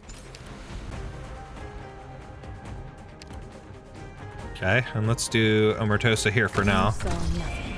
Awaiting orders. Shut up. Let's put her here. Illusion and Because she'll get intimidation are my the guys that tactics come too. out here and up top to help keep her. I've got an idea. We'll hold on to her skill for now. Let's pull her in favor of Lapland instead. Beautiful.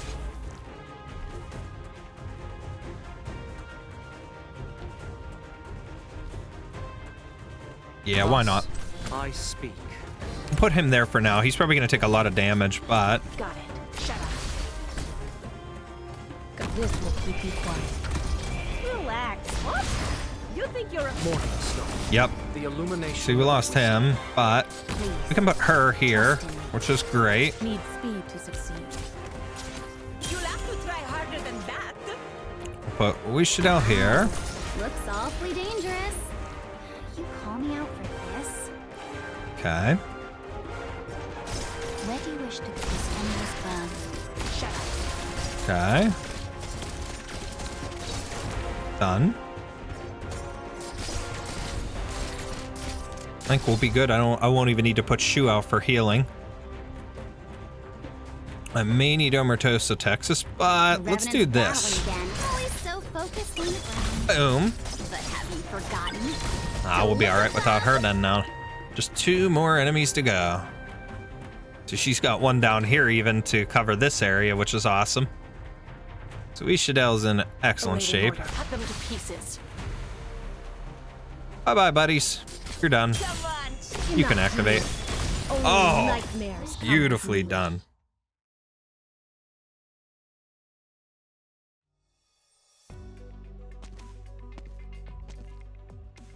It's hard to believe that you're leaving, Lady Heidi, after all the effort it took to return to this great city.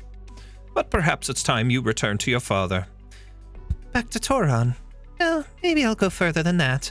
My father is not the only guide I have in life. Your advice has been most enlightening, of course, such as your story of dinner with the envoy of the Earl of March. It's my pleasure to offer first-hand information to an aspiring novelist who is not involved in the political world. Or perhaps I will write my familiar homeland of Toron into the story of this terrible war in Londinium. Yes, it can be painful to recall those shameful times, but someone must remember the heroic deeds we performed for the city. Heroic? You're right. Maybe we're all heroes. How about a love story? A girl from the Victorian borderlands falls in love with a young man who came on holiday. But the young man dies on the battlefields of Londinium. In the end, though, the news of the young man's death turns out to be false, and he returns to her side a hero. A brilliant idea, Lady Heidi. A love lost and found again, just like a city trampled by outsiders, but saved by our hands. Here, the orchestra plays. There is no wine or dessert, and the candles do not burn as bright, but the music remains beautiful. By all means, join the dance. Leave me on this balcony with the inspiration you've supplied. What about your friends here? An emissary from a foreign land, yet unfamiliar with Victorian customs. Surely you will forgive him. Of course, of course. Lady Heidi, is that right? Ah, I can show you around the place. No, we shouldn't bother you any more than we already have. Thank you for the assist. This place turns away no one. Next time, you should come in through the front door rather than the balcony, though. Thank you for the offer, but I'm not that interested in noble parties, to be honest. Victorian noble politics was the first thing I studied before I came. I'm familiar with your customs, your attitudes towards the infected, even your dance steps. Setting aside whether a third-rate novelist would call herself noble, have you asked this soldier why she brought you here? She didn't make me come here. I insisted on coming. I apologize, Lady Heidi. He said he wanted to stay in Londinium and learn more about our infected problem, so I was taking him around in less than conventional ways sometimes. You can laugh if you want. You see how he is. Not at all adept at lying or concealing his thoughts. What is he? Is he... I don't see ears or anything on him. I'm wondering, is he Liberi? Let's look that up. Elisio, Arknights. He would be... Bobbing is... He's based on a Shih Tzu? So he would be Pero. Okay, so he's got ears laying down and kind of hiding. Okay, we'll take a look at his sprite again then. Rather fits the Pure Heart name, doesn't it? Elisio, representative of Pure Heart Medical. Yeah, okay, I see it now. There's the curve, and it lays down there, and here's this other one. Okay, so he's got long hair, but he's got a tail hiding back. Okay. But I do like how he has two different color eyes. That's pretty cool. I didn't expect our reputation to precede us. It's easy to recognize the people who are interested in the infected problem. Less easy to see through the concerted deception of the nobility. Like how most of the people stepping onto the dance floor are infected. That's to be expected, in theory at least. The originium particles that the Sark has spread don't discriminate according to social status, but nobody will say it out loud. Nobody asks if they're standing next to an infected. It's about appearances and a dream. Elisio gazes at the hall. There are holes on pillars where golden ornaments once glittered, a testament to the looting during the war. But the passionate playing of the musicians is almost enough to cover up the desolation. The self-proclaimed novelist opens the cap of her fountain pen and scribbles in a notebook. You could call it meaningless self-consolation at a time when basic livelihood is in question. No, not at all. Just different ways of living. What is that? A shadow of a synopsis and a little extra information. I would like you to take it. I have a feeling we will meet again, Elisio. Thank you. If you don't mind me asking, though, you seem to be holding on to some pain that this banquet can't soothe. I'm just missing a friend of mine. There's one less person who will speak with me frankly, now that she's gone.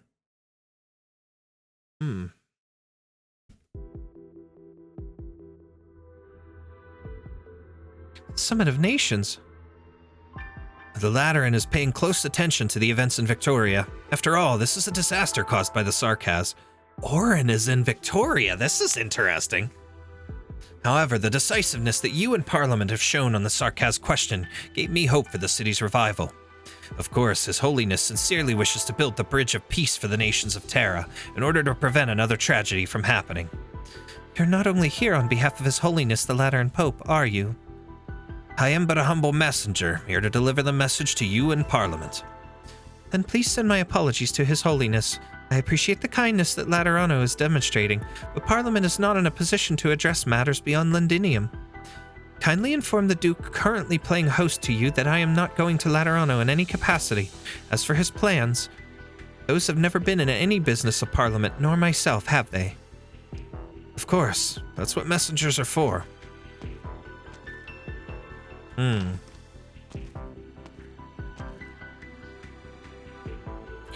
Argiolus. He was on Duke Gododin's battleship during the war, but never participated directly on behalf of Laterano. Just as I thought, does Gododin have a sweet tooth too? If so, we don't have much for him here in Londinium. So much for Parliament's day off. One interesting tidbit. The Lateran messenger went onto the ship with a group of refugees. He made an oath by placing his hand on his gun in order to convince the Duke to accept the refugees. That's right, he did make an appearance. He was on the battleship. I vaguely remember that now. Wow, okay. Okay. So he must have been sent as the messenger, as the envoy to see the events in person. Okay. Interesting. And the scorching hot barrel gave him a blister on his hand. Huh, that's out of nowhere. Is it important? Day off. All right, I've been off. Now, which message should I read first? Investigation report on the Art Circle remnants? Oh. Vina sees Lieutenant Shearer's name, another letter. She sighs and drops it in the pending bin. Delphine, is this? Hey, Vina! We caught those robbers you were on about and taught them a lesson. Targeting frail oropathy patients. Scum. You know what's even worse? We got a bunch of cowardly wankers who wanted to join the ranks. It's a good job you got the news quick and didn't give them a chance to grow. I wish I could go out and move about. Don't worry, I gave him an extra punch for you. And I saved your share of the thank you gift. Wait, we're not collecting protection money.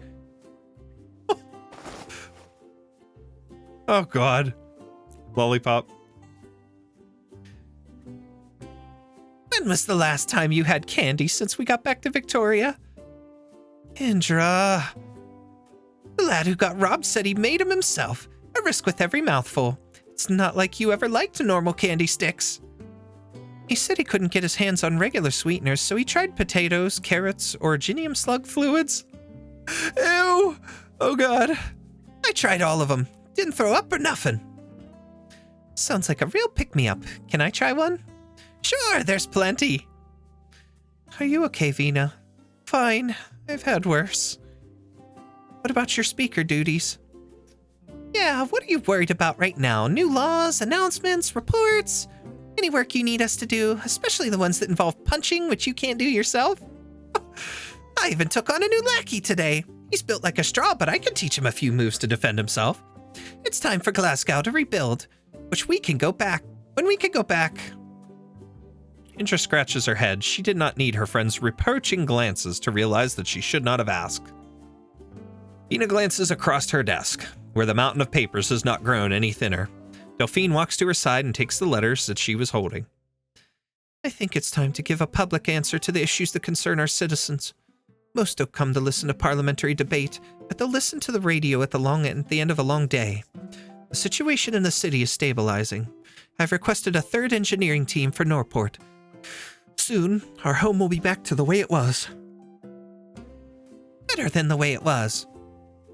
You can go back to Linkardin, Delphine, once we've taken care of this business.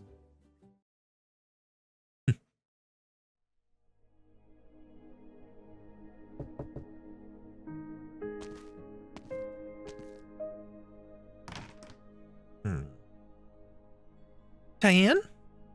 Lieutenant? I'm retired, Sarah. Oh, okay, sir. I thought you had declined the sanatorium's invitation. Just coming to visit, and to thank you again.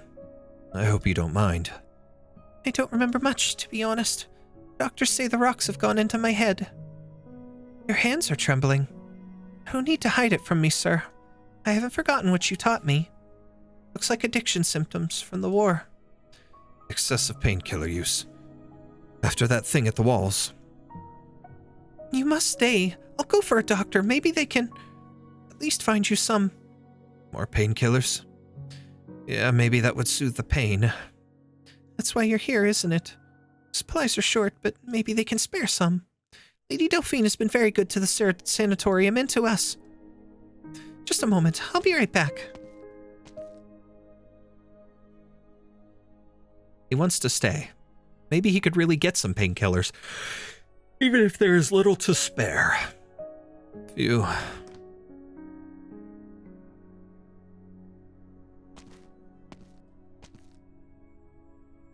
Oh, where did he go?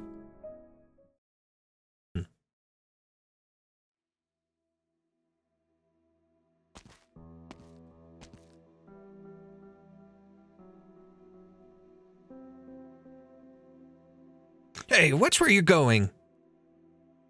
Whoa, keep your distance. Something's not right with him.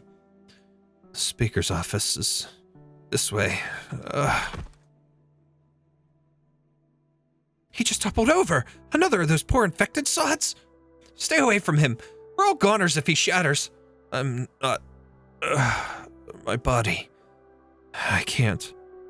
I'll go get someone. Keep your distance, everyone.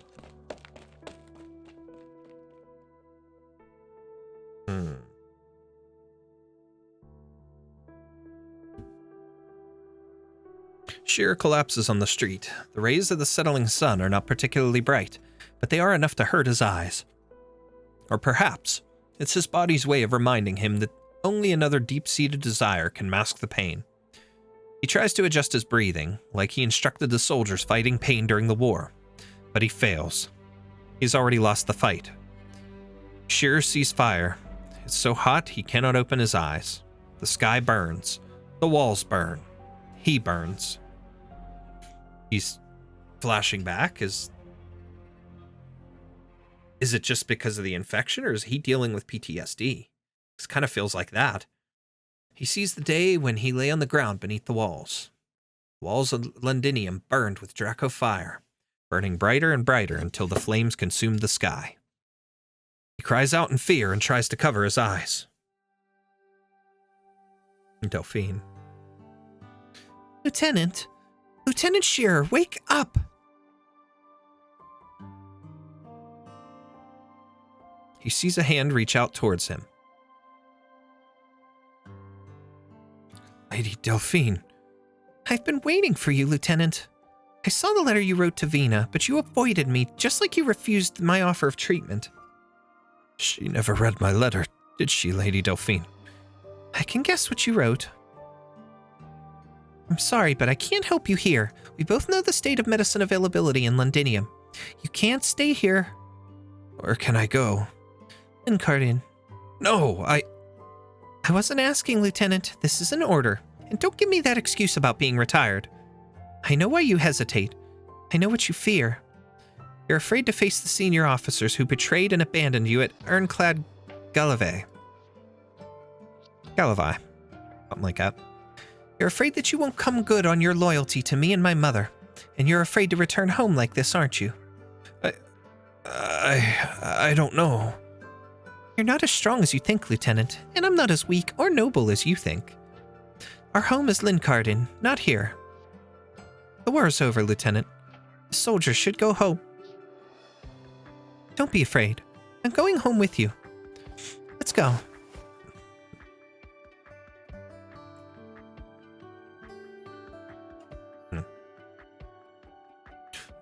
But how do I make it home when I'm like this? I'll take care of it. Did you really think I would abandon you just because you didn't come looking for me? Thank you. Lady Delphine, will you return to Londinium? Yes, I promised Vina, but she may have to wait. I'll make arrangements for you to get treatment. We'll depart once I've taken care of what I have in front of me. Yes, my lady. Lincarden, I'm coming home, Mother. Weaklings.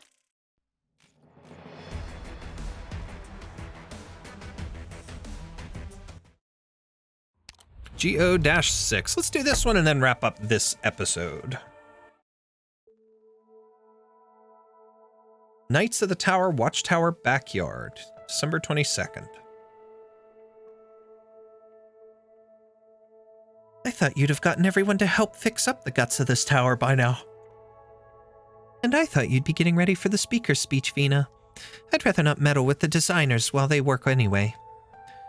They know how to build a museum better than I do, and I'm looking forward to what little surprises the Knights of the Tower Museum they're making has in store for me.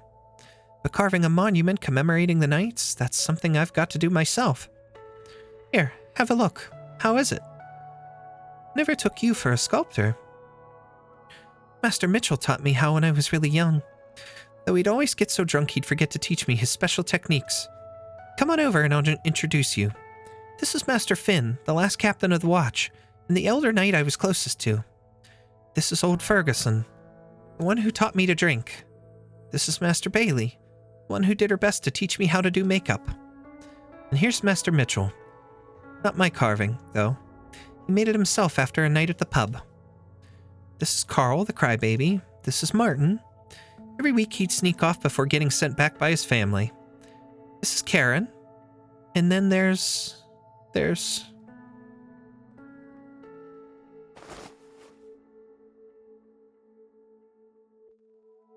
Vina gently hugs Dagda, comforting her.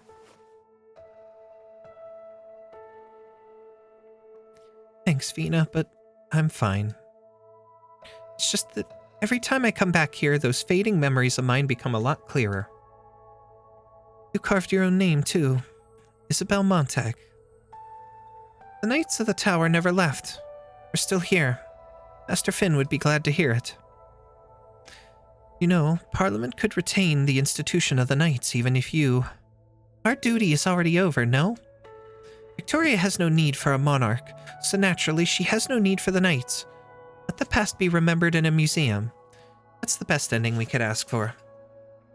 Since there's no more need to light up the tower for the palace's sake, my own duty's done as well.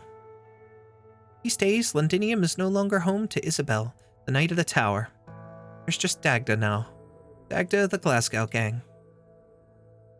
But Vina, if you still have need of the Knights, I won't hesitate. Just say the word. Oh, don't tease me, Dagda.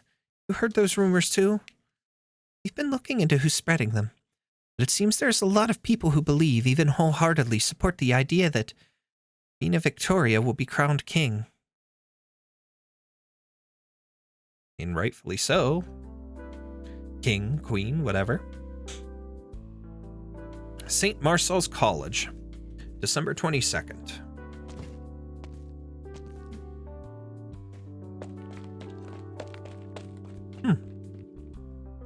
Alicio, please wait. Oh, Jenna, more questions you'd like to ask me? Miss Molly wants to invite you to stay and watch us rehearse our new play. Also, Alicio, could you help me prove something? What is it? Jamie and I had a wager that even if my gran and I moved to Columbia, we wouldn't be much better off than we are now. His dad said that in Columbia, kids like us wouldn't get to go to school, and there wouldn't be any teachers who'd want to teach us how to do plays. Jamie said everything you told us in class was a lie. Jenna, you should be up on stage for rehearsal. Don't be bothering Alicio now. Miss Molly, I was just inviting him to stay and watch. Allow me. Jamie's waiting for you on stage. He's about to cry at any moment now. Without you, he can't say any of his lines. Go on. Oh, he's so annoying. All right, I'll go. I've got to stay and watch, Alicio.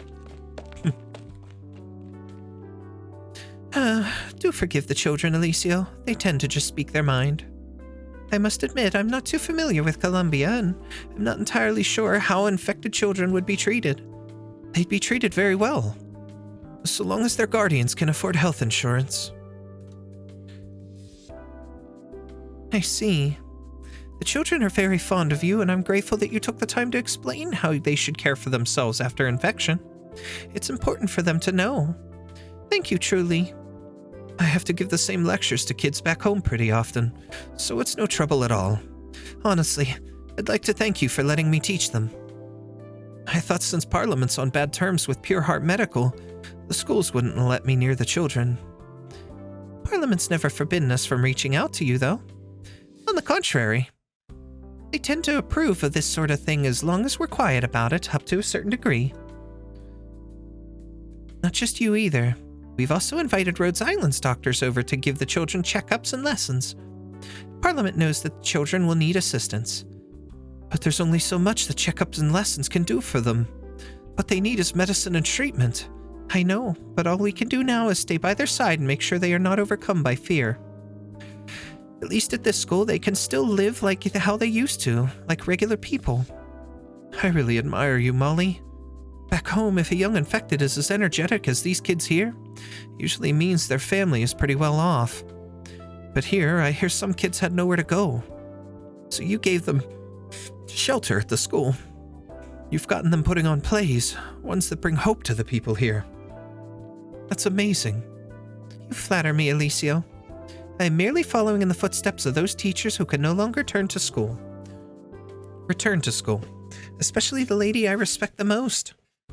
Do you mean Lady Golding? I heard Heidi mention her before. Yes, the play we were rehearsing today was the last she ever wrote in this classroom. It's a lovely little tale. 2 young children go on many adventures to find a foul beast that can chase away any illness, which saves their sickly friend. Lady Heidi once asked me if Lady Golding ever called it a meaningless consolation when she was writing it. But why? Is it alright if I stay and watch them rehearse, Molly? For the sake of the children, and so I could show how much I respect you and Our Lady. Your lady. I have a feeling that maybe here in Londinium, there's still a lot I can do to help. For Lady Golding. For Lady Golding.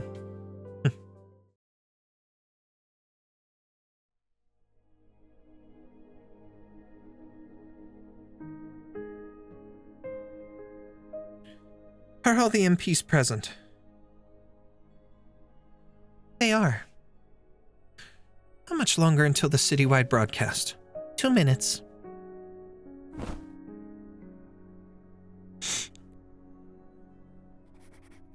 It was an evening close to New Year's. After several long years living in fear, most folk could finally feel at ease and enjoy dinner with their families, listening to the Speaker of Parliament's broadcast together. They even started calling it the Dinner Time Declaration in jest. Pity that dinner didn't taste so good. Testing. Shall I begin? Go ahead.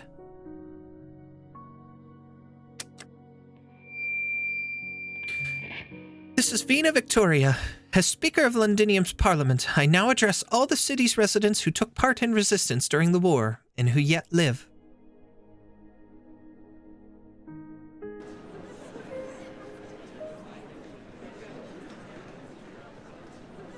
"2 months ago, we walked out from the midst of tragedy." You lot, shut up! Can't you tell the Speaker started her speech already? On behalf of Parliament, allow me to convey our respect to those heroes who contributed to the war effort. Every citizen, every soldier of the Ducal Alliance, every fighter of the Exemplars. The city will remember each and every one of your deeds and honor all those who are no longer with us. The pub falls silent as everyone lifts their cups. To you, my brothers. And to me.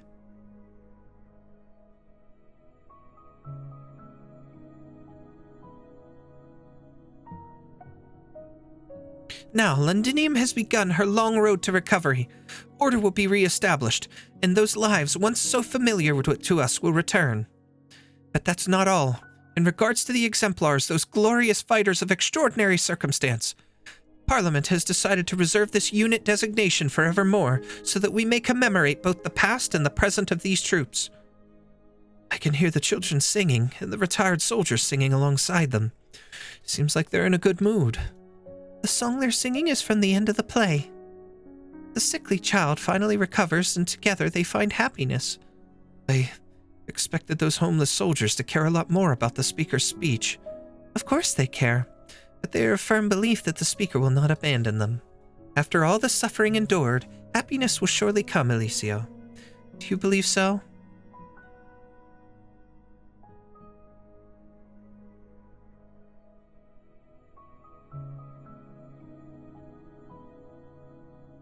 The exemplars came together once more for one simple dream, to go home. No matter their status, no matter their standing. Now this dream of theirs has become reality. We are home now. We have reached the end of the road. Ha! Reached the end of the road. Seems this speaker lady really is set on disbanding them. What an idiot, pulling apart your army of mates. Then what do you propose she should do with such a motley crew? Keep chasing those Sarkaz for the kill? Or set their sights on the Dukes? We've got better things to worry about than the exemplars. Such as replenishing our strength as quickly as we can. Focus on that instead.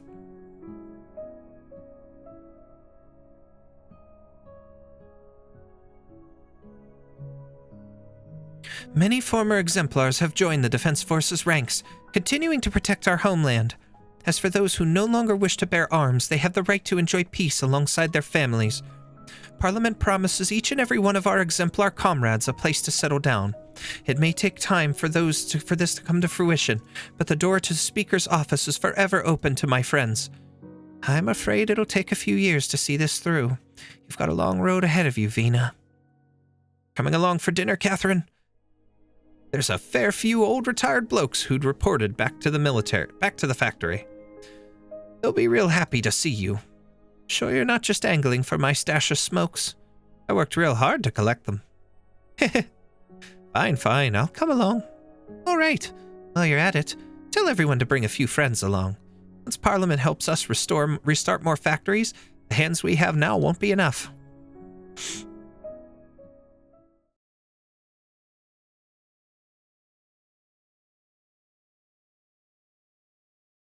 And I, Vina Victoria, do promise to every one of this city's residents that in this coming future without a king... The broadcast abruptly comes to an end. As it does so, Dagda hears an uproar suddenly echo through the skies above the city. By the cutoff! What's going on at Parliament? Uh-oh. Ooh, what's happening?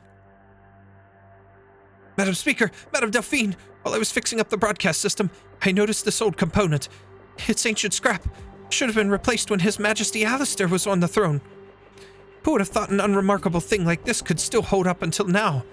My mentor never told me anything about this. So it's all just an accident.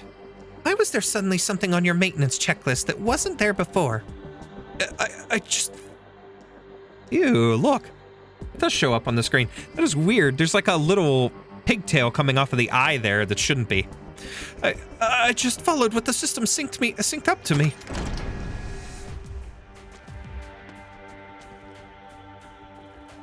Ladies and gentlemen, may I sit in on this round of parliamentary discussion? Earl of March. Eleanor, my name's not hard to remember, Vina. You seem rather surprised to see me here. What? Did no one tell you? It seems your informants have been lax of late, Lady Delphine. Londinium has no need for informants to host a guest, milady. The city welcomes every Victorian who loves this land. Lovely to hear. Then I suppose you won't mind if I invite a few dukes to revisit an old haunt for a little reunion. Judging by the time, they should be arriving any moment now. Considering their sensitive position, the dukes are hesitant to drop in on any specific person's home, so I was forced to borrow one of your places. I hope Parliament will understand. You're also welcome to join in, Vina. And you too, of course, Delphine.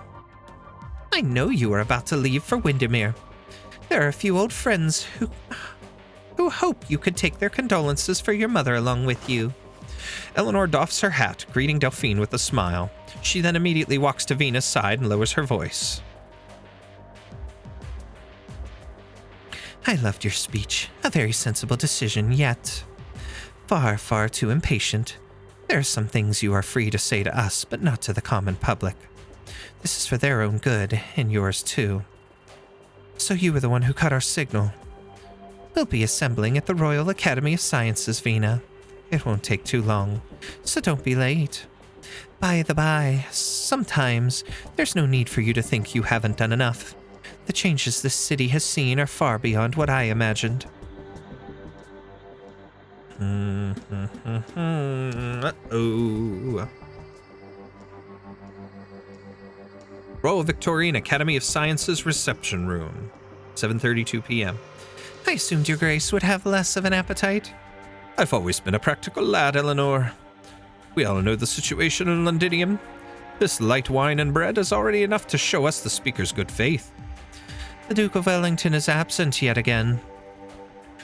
It seems the alliance between yourself and his grace is not as reliable as we imagined. We all know we're here for more than just pleasantries, your grace. Old Wellington would never have come in the first place. How do you believe we should treat with the Duke of Wellington, Vina?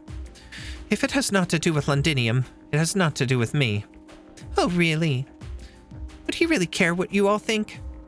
He's always been one to seize the initiative. All I know is that since the battle for the walls ended 2 months ago, the engines of the Gastrel and the other frigates have not rested for even a moment. Wellington has been waiting for you to bite, and I'm afraid to say that he's very disappointed in you all. Quite right.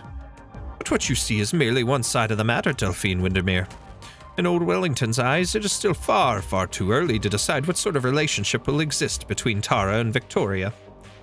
In these 2 months, we have had a tacit understanding. So long as nobody moves to break the silence, then silence we shall enjoy. But really, it's her grace over here whose emissaries are always sneaking into Wellington's domain. She's much better qualified than I to speak on the matter, no? Once I return, I will be investigating who has been going against my orders. After you return to Windermere, young Delphine, I would happily welcome some tired guests at the Linkharden Winery whenever you like. Could we dispense with the banalities already? Londinium may welcome all Victorians, but we have no time to waste chatting with each and every one of them. There are still many issues affecting our citizens that need urgent handling, all more important than the people sitting here. I am, of course, well aware that your sudden visit to Londinium is also thanks to an tacit understanding. I know that Wellington's only an excuse. Parliament will not interfere in this matter, so if what you're going to discuss next doesn't involve Parliament, then I don't need to waste my time here. That's where you're wrong, Vina. The Duke of Wellington's choice really does have something to do with you. Or to be more precise, it's to do with the late king, your late father. 26 years ago, old Wellington never cast a vote in the matter of how to handle your father. He simply watched in silence as King Alistair was led from the throne to the gallows. Thereafter, he was disappointed. Disappointed in Victoria, disappointed in the Dukes, disappointed in your father. From that moment on, the tug of Tara's undercurrent has never ceased. Duke Windermere never mentioned any of this to me. Your mother didn't care. No one regretted executing the king. Sorry, Vina. You know I don't mean anything untoward. Just because old Wellington himself will never come to Londinium doesn't mean that he has no interest in the city or in you. For the time being, we still don't know his true intentions. But just because the throne has sat idle for many, many years does not mean Victoria needs no king. Vina does not understand where Eleanor is going with this. She already made clear her refusal long ago. The kingship, the crown, they were never what she needed. Bloody hell, Vina! Patrol's just come by your office to tell you the crown's been stolen from the throne room. Pardon? It seems our meeting must be postponed, Speaker Victoria. There are side matters that require your attention. If you need help, Vina, you know where to find me. Chances are we'll be troubling you a little longer, Madam Speaker. You sodding. It was them, wasn't it? Geo6, the dinner proclamation.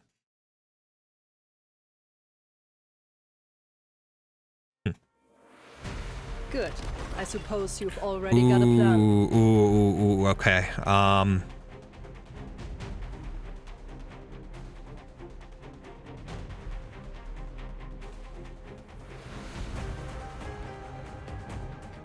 about we do this? Bad luck.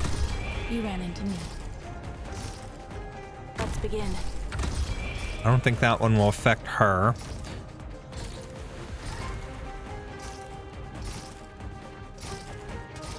Got it. Cut them to pieces. We'll do this as well. Mine to protect. Need speed. We don't need Texas, but we do need Illusion and her. intimidation are my tactics too. Wow, that one just took her out like nothing. I need to get her skill activated, but I don't know if I'm going to get to in time. Relax. What do you fear most? Oh, there we go. Ooh, okay. How about For him? them, the bell tolls. We need more people here. This is a little rougher of a stage.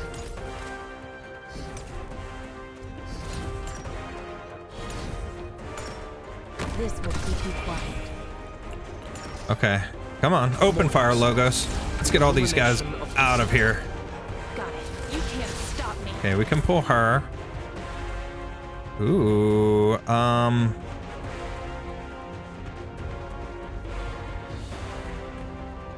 don't know if I directly need to worry about this, but we'll put Pookie out. I kind of want to throw Texas to collect these things and just pull them away so that nobody can get them. But this guy is going to be... Arrived at designated position.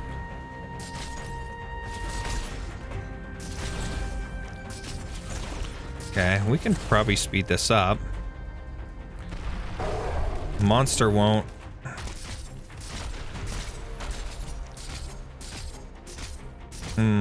Optimize your deployment.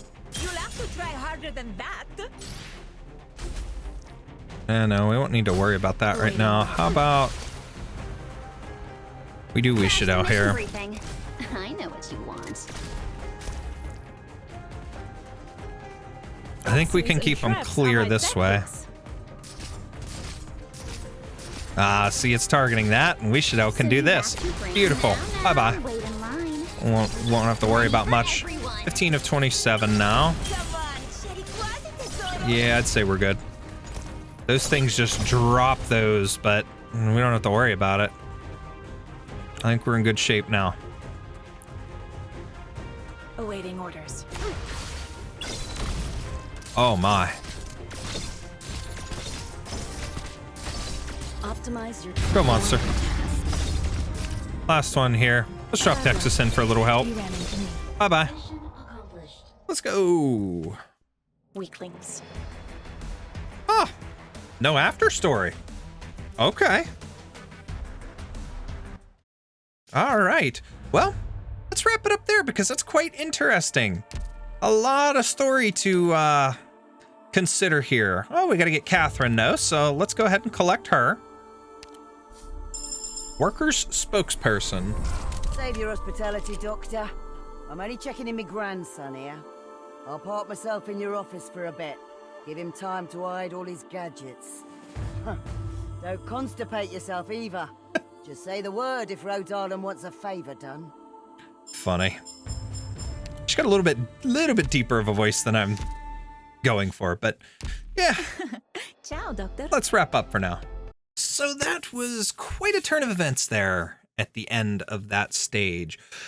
The one thing that these couple of stages here in the story, 3, 4, 5, and 6, all really kind of emphasized here for me is that the suffering in Londinium, the struggle is so widespread.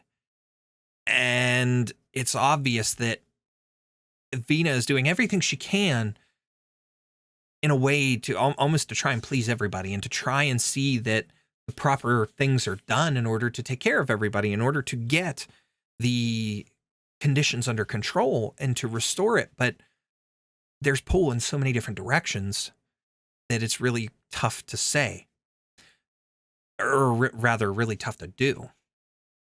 But when you look at it from the perspective, you've got all these former war fighters in the exemplars and even the Victorian army, the people that can no longer serve because of being infected and whatever their struggles and issues, they're all getting to a point where they just can't do it. And they're starting to lose out on the medical care and things that they need. And you've got different types of struggles, not just oropathy, but mental struggles and things amongst the soldiers where, you know, of course they can't get certain supplies and they're turning to alcohol, but then there's some who are just turning to the alcohol to keep themselves sane after everything that happened. And then you've got ones like Shearer, who he's addicted to painkillers now because of what happened. That's the only way he could keep himself fighting. And now, essentially, the only way he can keep himself sane as well. But Delphine wants to help him get treatment. Vina wants to help everybody. They want to do the right thing. But it seems like at every attempt that they do, that they try to do the right thing, something else happens. Whether it's something that tilts things in the wrong direction, or like here in the case, where as she's trying to make her announcement, the Dukes show up and they stop it because they don't want things done a certain way. They don't want things said. So who knows exactly where this is going to end up? Who knows how this is going to be overcome?